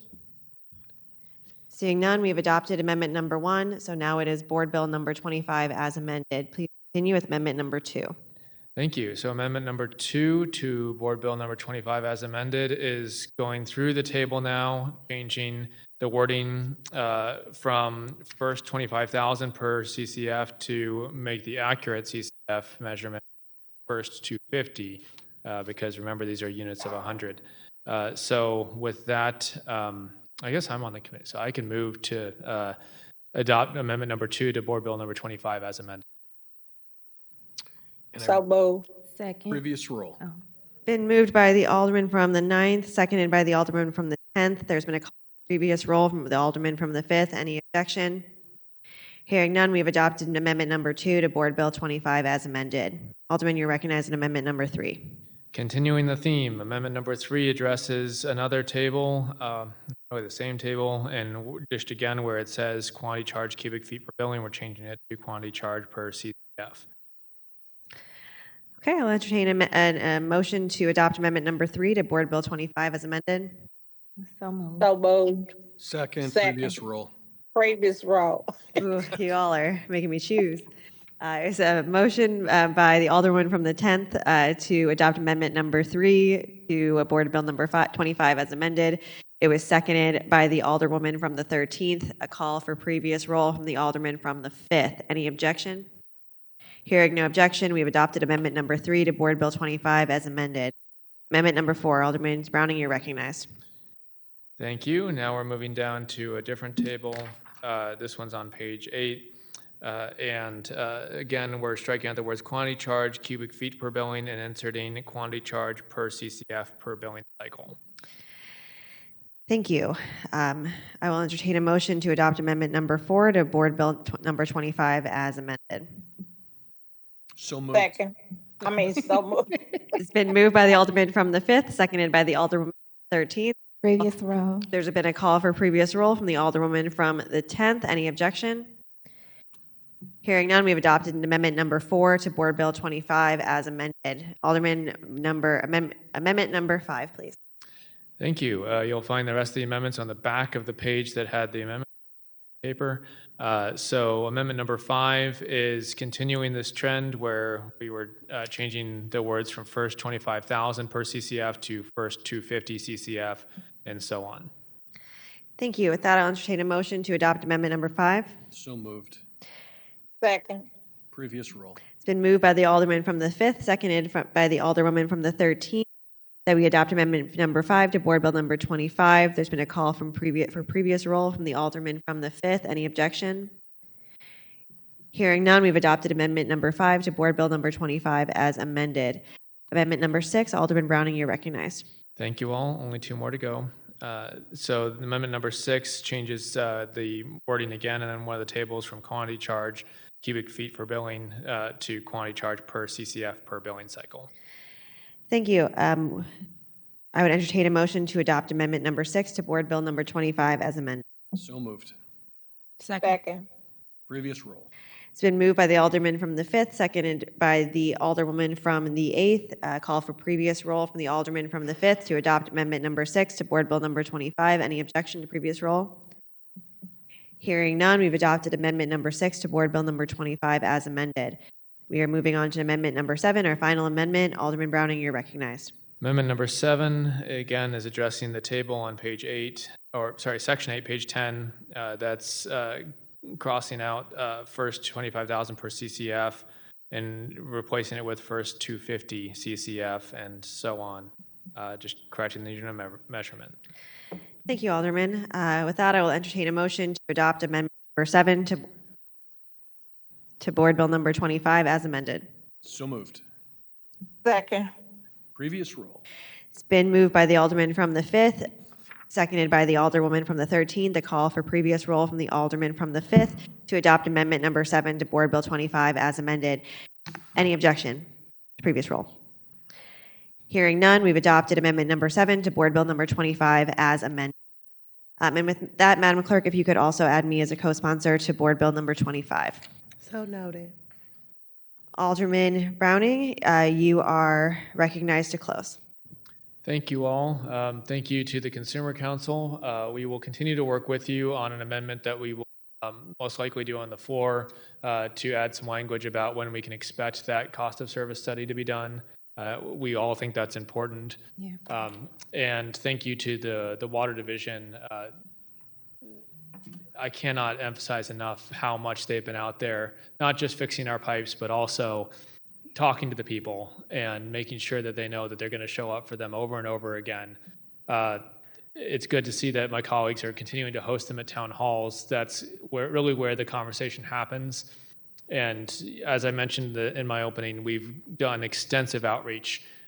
So I really think this has been one of the most better communicated bills when it comes to our public outreach. And we really look forward to taking this historic step towards fixing our water system. This is the board that's going to put us on the path towards financial solvency. Yeah. So with that, I close and ask for your favorable consideration. Thank you, Alderman. I appreciate those words. With that, I will entertain a motion for a due pass recommendation of Board Bill 25 as amended. So moved. Second. Previous roll. Previous roll. It's been moved by the Alderwoman from the 10th, seconded by the Alderwoman from the 13th, and a call from previous roll by the Alderman from the 5th that we pass Board Bill number 25 as amended with a due pass recommendation. Any objection to previous roll? Hearing no objection, we have passed Board Bill 25 as amended with the pass recommendation. Congratulations, Alderman Browning, and thank you. I'll turn the chairmanship back over to you.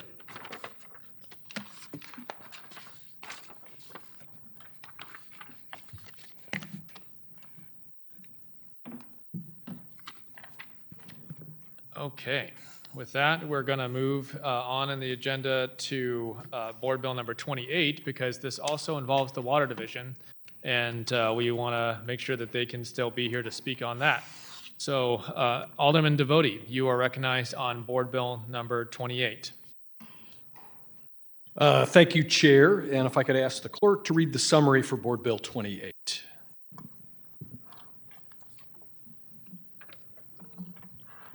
Board Bill number 28, introduced by Alderman Matt Devotee, an ordinance requiring the installation of water meters on certain services connections in the city of St. Louis, providing mechanisms for enforcement, including providing authority to deny or withhold service for noncompliance, and delegating authority to the Water Division to administer, implement, and set technical standards for the meter installation.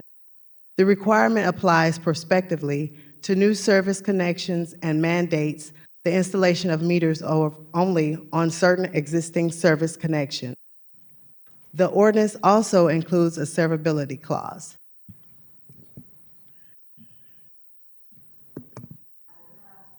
So, Chair and members of the committee, this is continuing on with the theme of the day, and this is a small chip at one of the issues that we have, which is general unmetered water in the city of St. Louis. I do have Mr. Gould here from the Water Division. I think he has something to say, and of course, we're both available to answer any questions you might have. Mr. Gould? Or Mr. Patel? Or Mr. Patel? Sure, yeah, I can speak on the topic. So I want to thank Alderman Devotee, for his ongoing efforts to, stay in touch with the work going on at the Water Division, as we try to tackle all of the issues that we face, and again, we are, working on all of these, at different paces based on the priority, but we know that the unmetered water issue, is a longstanding issue. It is an issue that will not get addressed, by one solution. It will take many solutions, and I think this is a solution that is the right step. It addresses it when it makes the most sense. When there is development, new construction, a new connection to the water system, that requires a developer or a property owner to install a new water line, that they also have to install water meter receiving infrastructure, so the Water Division can set their account up as a metered account. This again is the appropriate time to do it because it is a new connection to the water system. There is a plumber involved who is, obtaining a plumbing permit and excavating to install this service line that the property owner needs for water service. It also covers extensive rehabilitation of a home or a property, a building. The plumbing division requires a new water service be installed when there is a complete overhaul of the building, a rehab that is overhauling the plumbing system. No longer can that be tied back into a lead service line or an older service line. It has to be replaced. And so that is another appropriate time, again, to convert a flat rate account, service that was there when the new service connection of the water main is being installed, to a metered service. The last case that we've considered and included for is when there is a leak in the system, that is the responsibility of the property owner, but requires a new tap into the water main, and that is when we would again say that it needs to be a metered service conversion.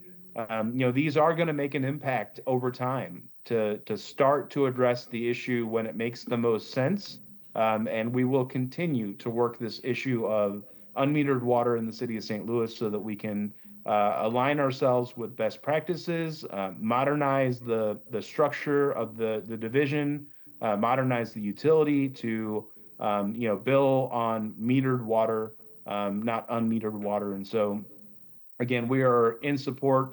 We appreciate the collaboration and the work with the Alderman Devotee on the issue. We think this will start to make improvements to make sure that we are doing it when it makes the most sense, and getting these conversions to happen.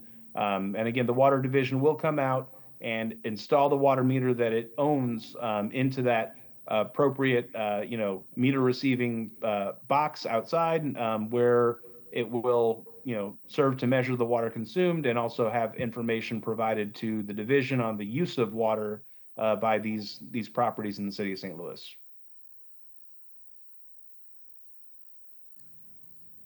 Thank you, Director. I appreciate those comments. Alderman Devotee, do you have any more comments before we move to public testimony? I do not, no, sir. Madam Clerk, do we have anyone signed up to testify on this? Yes, we have two individuals for Board Bill number 28.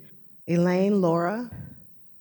She just stepped out. I think she might be doing an interview. Let me go try to catch her. I'll go with We John will. Kaufman. Yeah. Good afternoon, John Kaufman again, Consumers Council, just here to support the amendment. We're in favor of anything that requires meters to be installed into the future. I think that this problem has just seemed too big for too long, that you just can't tackle it at once. But I think requiring, we're also in favor of requiring all new customers to have meters if at all possible. I think, journey of 1,000 miles begins with the first step, and the more meters we can get, the closer we are to getting down that road. Thank you. Thank you. And while we're waiting for Ms. Laura, I'll just take a moment to say really appreciate, again, the Consumer Council and Alderman Devotee for bringing this bill. I think it's a journey of 1,000 miles begins with the first step is a great way to describe it. And I want to make sure that our public can testify, so we'll hold on just a second here.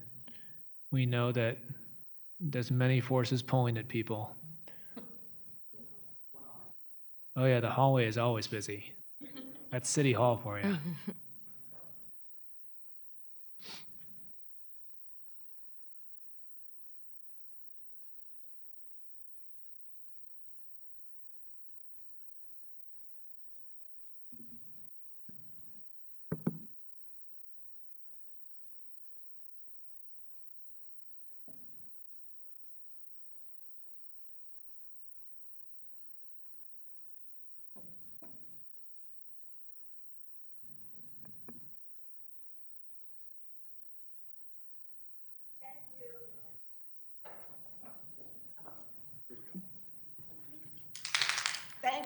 Thank you, Elaine Laura. I think we're too busy thinking of how not to do this. MSD is our collaborative partner. The city of St. Louis recommends 3 people to the board of MSD. MSD, under a consent decree, has to give the city of St. Louis alone over $2 million because of past inequities. I would like to encourage you to ask MSD to assist with the installation of water meters by doing something very simple. MSD has a long list of things that they will grant. Rain gardens are, you can have a rain garden that MSD pays for, and they have a price between $3,000 and $5,000 for that rain garden. It's a long list of projects that they will finance, but they refuse to add water meters to that list. You could encourage MSD to help finance finally installing water meters. You could also ask the state who devised MSD without thinking, because it created two systems of payment, metered and unmetered. MSD service area is over 500 miles. Think about that. St. Louis City, barely 66 square miles, is the atlas of MSD. We are the highest residential rate payers. And that's wrong. Mr. Patel, you didn't answer on next door whether you were going to the American Water Works Association international meeting later on this month. I'm sorry, Miss Laura, that's your time. Are you going?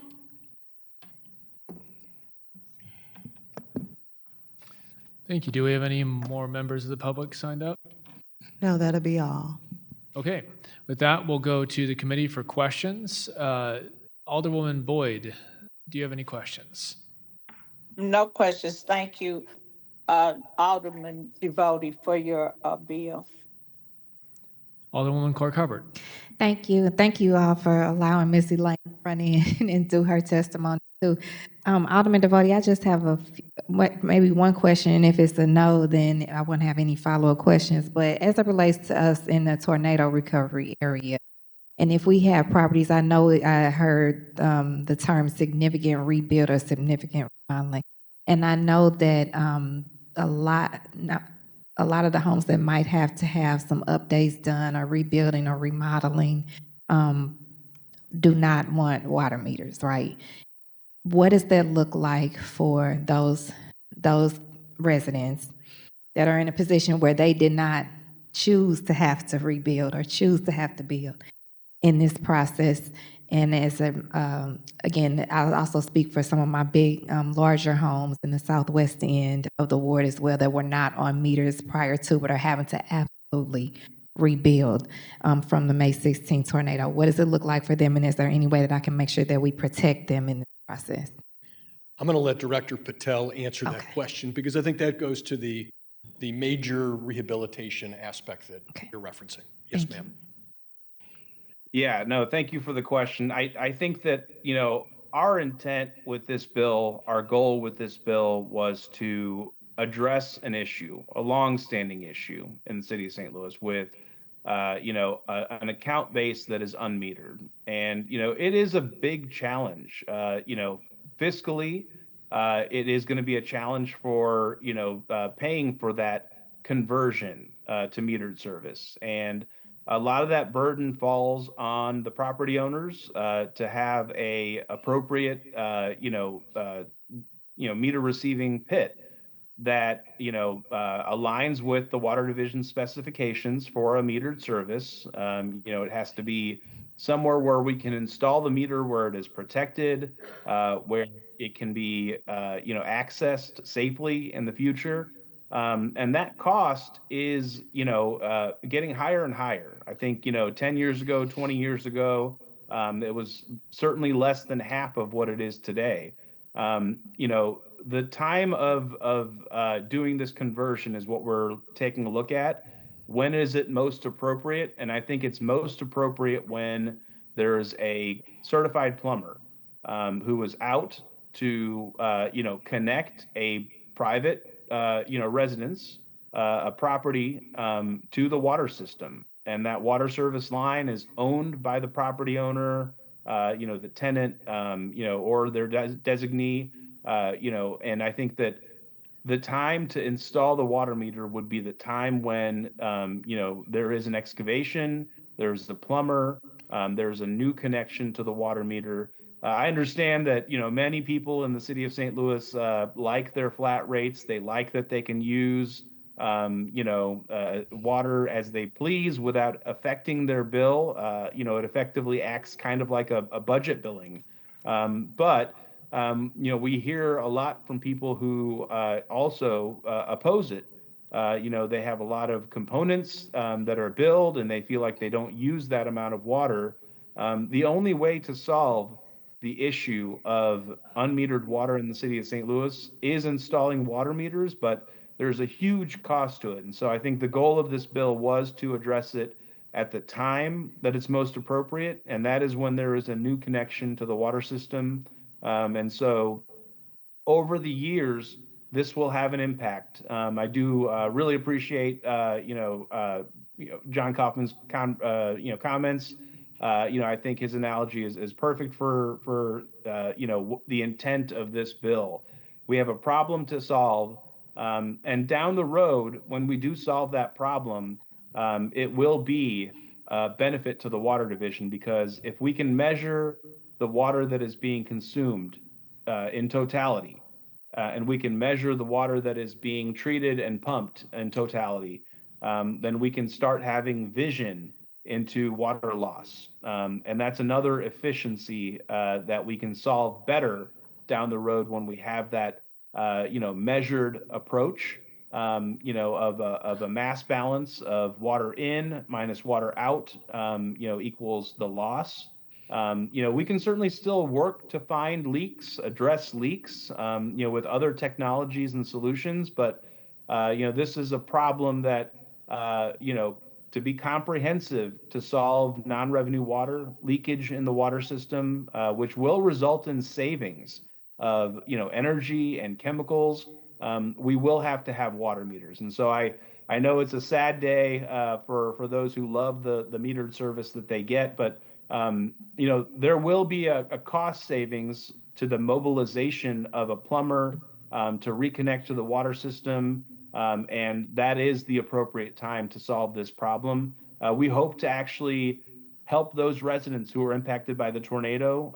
Again, if they're eligible for the affordability rate, we've included language, for the natural disaster, in there, and we will continue to work with, other city departments, other city leaders to find out where it's appropriate to, have eligibility for those impacted by a natural disaster for that affordability rate. And we do envision this rate being something that is, applied for and, if eligible, received, but not forever. And so eligibility criteria may change.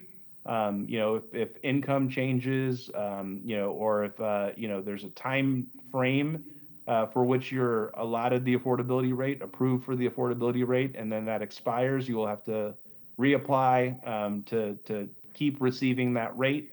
And the Water Division will be reaching out to those who are in that rate to see if they're still eligible to reapply. But again, this is to solve a long-standing problem of unmetered water in the city of St. Louis. More and more, it's becoming very uncommon that this is how residential water services are billed in an unmetered fashion. Thank you, and I'm glad we'll be able to continue this conversation to the 10th Ward, not just for the tornado impacted areas, but for others to have more clarification on that. I understand the predictability and the certainty in new builds that this will create, okay? Period. If you're new building, then this is what this requirement will be. But again, I just have concerns for some of my residents who were thrown into this and will have to make a decision. I would like to know, is there a threshold for what a remodeling or a rebuild looks like as compared to when the tornado impacted areas or not, or any kind of way that we can work together to protect those residents in this, that I know, again, I hear all the time that if they had their choice, they would have not chosen meters, and they wouldn't want to be thrust into this by acts that they had no control over. Understood. And I think as far as a lay person goes, a regular person goes, the question would be, does the building division, does the plumbing division require the replacement of a water service line? So if that is triggered, if the plumbing division says yes, and that person would need a plumber on site to do the work, to do the line replacement, then at that point, under this ordinance, the meter would need to be installed. But again, the thought is that the labor, the professional labor of plumber, is already going to be incurred Absolutely. because of the requirement of the plumbing division. So the labor aspect of the job is something that's going to be incurred no matter what. That's the thought. Okay. Thank you. Just Thank you for to answering. add to that, if I may, the language is, included in the bill to outline, many of the conditions that we envision, but it is careful to allow for, future change at the water division with connection regulations that we may have.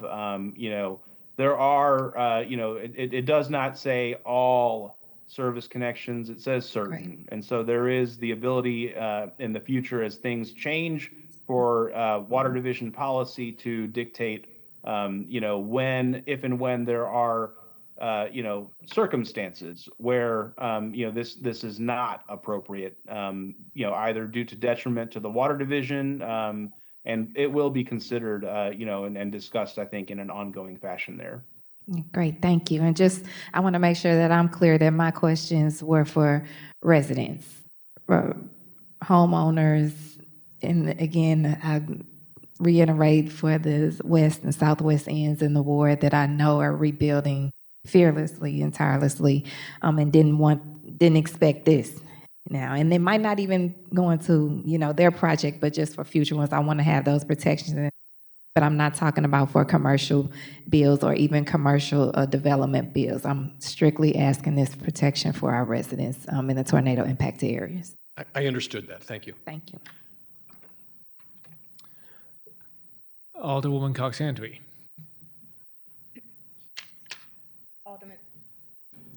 Alderman Devotee, thank you for bringing this bill forward. As we saw, obviously, water meters are a huge interest to a number of constituents and residents, and I agree with some of the things that you shared in terms of the necessity for this approach. I also agree with Director Patel, given what we've seen from the environmental benefits and also just case studies from other areas that use them. I think there is a huge benefit of installing water meters, and I think it's appropriate to consider at the time that we're doing new construction an opportunity to help some of the homes in the city of St. Louis make that transition. So I think this bill is not only timely, but appropriate as we're having these conversations about ways we can improve the cost efficiency of the water department. That said, I do only have one question, similar to Alderwoman Clark-Hubbard, about the major rehabilitation projects definition. Because as we know, there are a lot of homes in the city of St. Louis, not only that have to repair due to necessity from the tornado, but are also in major conditions that do need to make immediate repairs. I see in the bill that there is a provision in terms of who's covering the cost of that installation. That there are certain water department policy carve-outs that may allow the water department policy to assist with the costs. So could you all clarify or maybe provide an example of what that would mean in terms of water department policy? Sure. So, it's not always going to be the case that the water division is, paying for any of this work, but there is a certain, ordinance that covers leaks in the public right-of-way. And, we envision that when a service line is being, replaced as a part of that fund, these are citizens, these are residents only that are paying into this line repair fund, that this ordinance would cover that case. It is a new connection to the water system, due to an eligible repair out of that fund that is paid into by residents. And in that instance, when there is a new service connection to the water system, it would require conversion to a water meter. When that leak is being repaired out of that program, it is still a certified plumber who is going out, and we do receive bids on those jobs, and they do, adhere to all of our regulations internally. And so, water division policy does change. It doesn't change all the time, but it will change to change with the plumbing code requirements, with best practices. And I do think that is, one of those conditions where, we want to make sure that we are addressing conversion to a metered account from a flat account. I hope that's addressing what you were referring to. Yes, Director, I appreciate that. And yes, that does answer my question. And in the 8th Ward, I get a lot of emails about, let's say, lateral questions, young ladies' comments about our collaboration with MSD. Just in my layperson's understanding, those two are next to each other but function separately. And so I think it's important to have on the record the Water Department's policy and definition if that case would come up, just so the community understands what policy currently exists. So you answered my question. Thank you. And Alderman, thank you for bringing this bill again. I'm happy to support. Thank you. Alderwoman Schweitzer.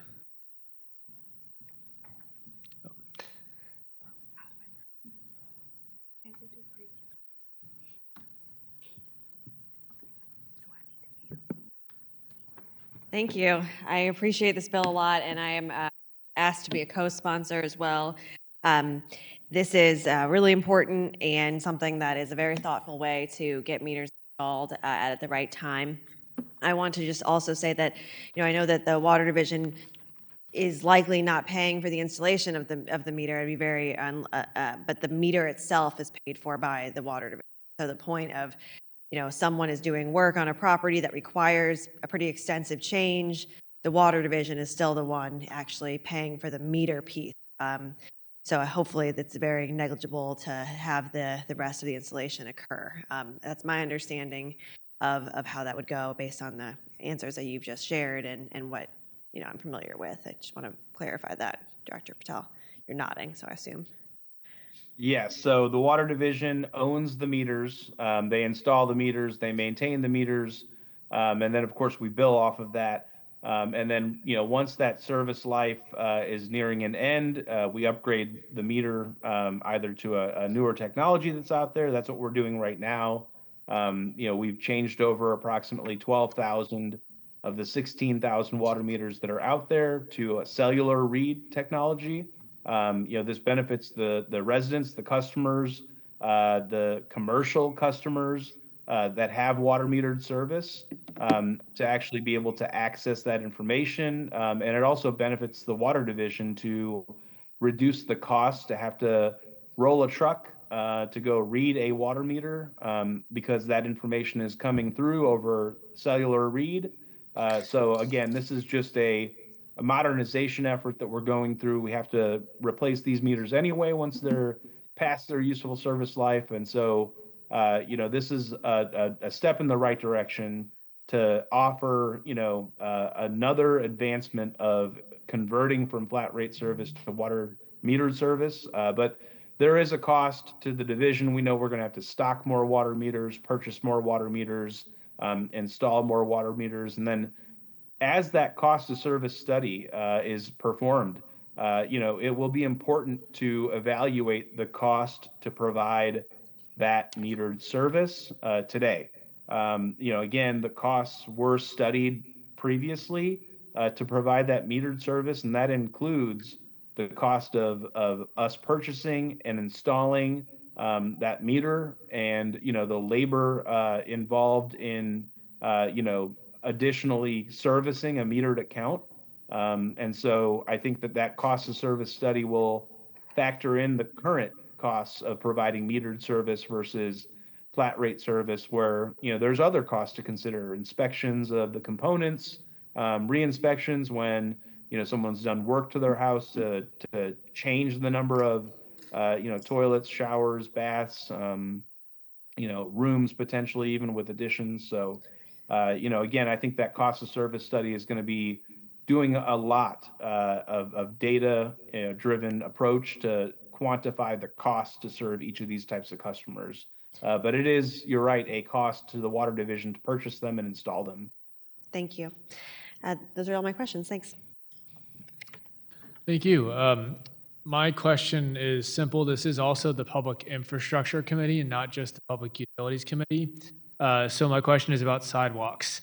The water meters are the bane of sidewalks, and they often cause cracked sidewalks, uneven sidewalks that become inaccessible. And I often talk about how accessibility is important because disability is a when and not an if for all of us, not to mention the use of strollers. So my question is, can we make sure these water meters are not installed in the sidewalk in a way that will cause them to become uneven?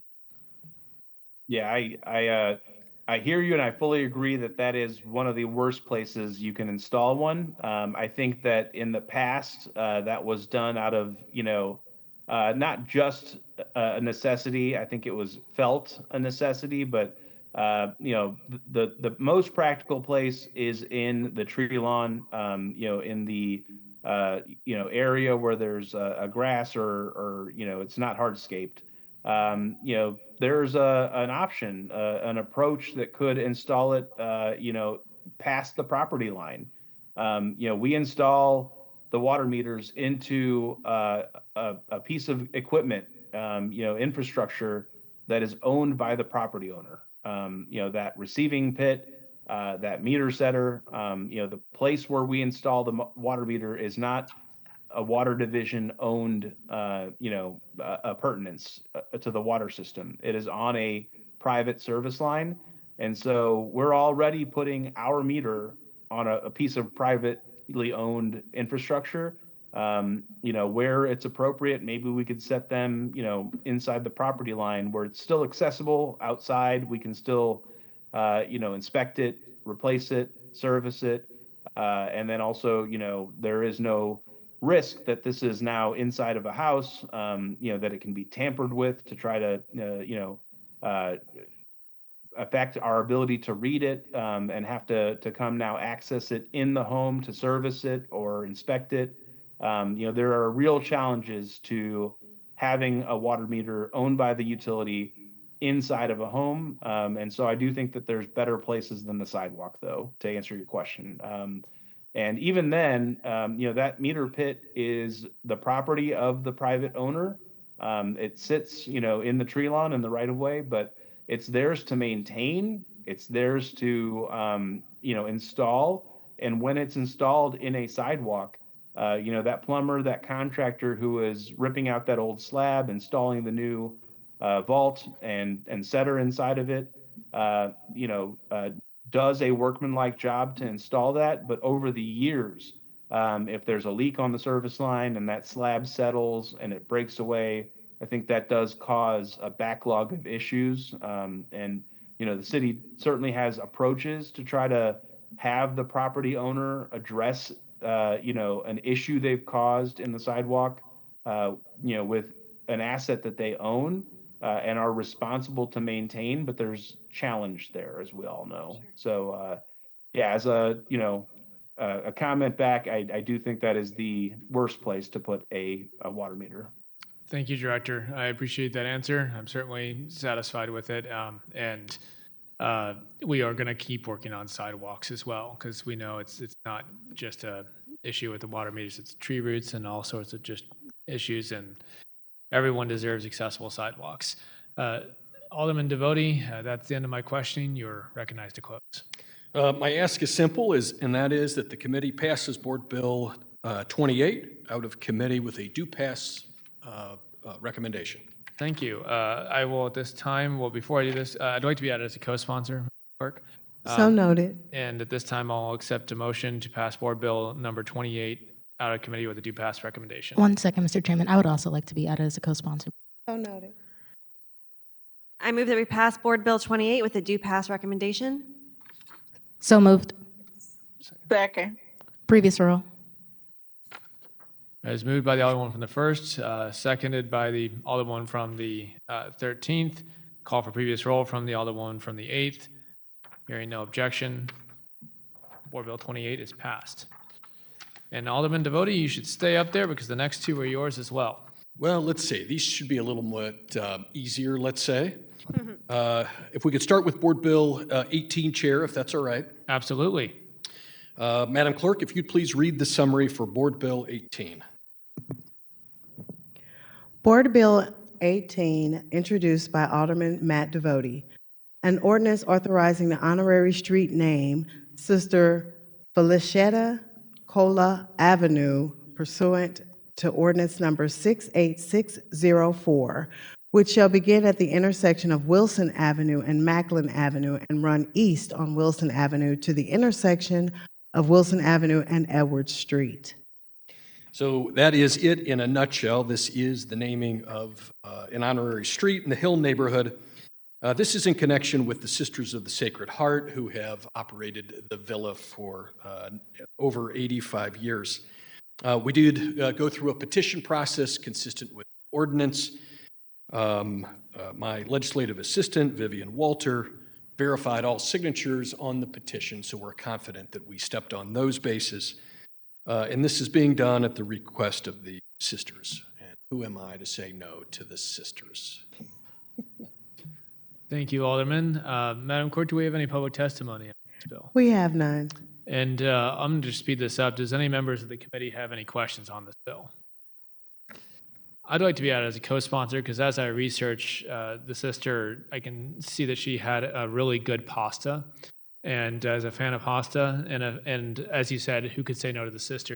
This is a really nice gesture. Thank you all. And with that, you're recognized to close. Again, I'll keep this simple. I would ask the committee to pass Board Bill 18 out of committee with a do pass recommendation. With that, I'll accept a due pass recommendation for Board Bill number 18. It's moved by the Alderman from the 13th. Seconded by the Alderman from the 1st with a call for previous roll. Hearing no objection. Congratulations, Alderman. Board Bill 18 is passed. And with that, you're recognized on Board Bill number 23. Well, here I'm going to take in my afternoon with a layup. And this Board Bill 23 has to do with the installation of 4 speed humps throughout the Fifth Ward. They're identified in the Board Bill. Once again, we have a petition process that we use. Petitions were solicited and turned in by the residents on these streets. And again, my legislative assistant, Vivian Walter, verified signatures. Excellent. Madam Clerk, any public testimony on this bill? We have none. And any questions from the committee? Seeing none, you're recognized to close. Again, I would ask that the committee move Board Bill 23 out of committee with a do pass recommendation. This time, I'll accept a recommendation of due pass for Board Bill number 23. So moved. Second, previous roll. Moved by the Alderman from the 8th, call for, seconded by the Alderman from the 1st, and a call for previous roll from the Alderman from the 1st. Hearing no objection, Board Bill number 23 has passed. With that, that is the end of Board Bills for review. We have no resolutions for review. We don't have any committee discussions for today. Madam Clerk, was there any written testimony submitted? We have none. And do any members of the committee have any announcements? I do. Alderman Boyd? The water department will be at our quarterly town hall on July the 11th. All right, add the 13th to the water division town hall tour. Excellent. Thank you, Alderwoman. With that, all members who are present today, no need to excuse any. And with that, I will accept a motion to adjourn. Second. Previous roll. Moved by the Alderman from the 1st, seconded by the Alderman from the 5th, call for previous roll by the Alderman from the 1st. Hearing no objection, we are adjourned.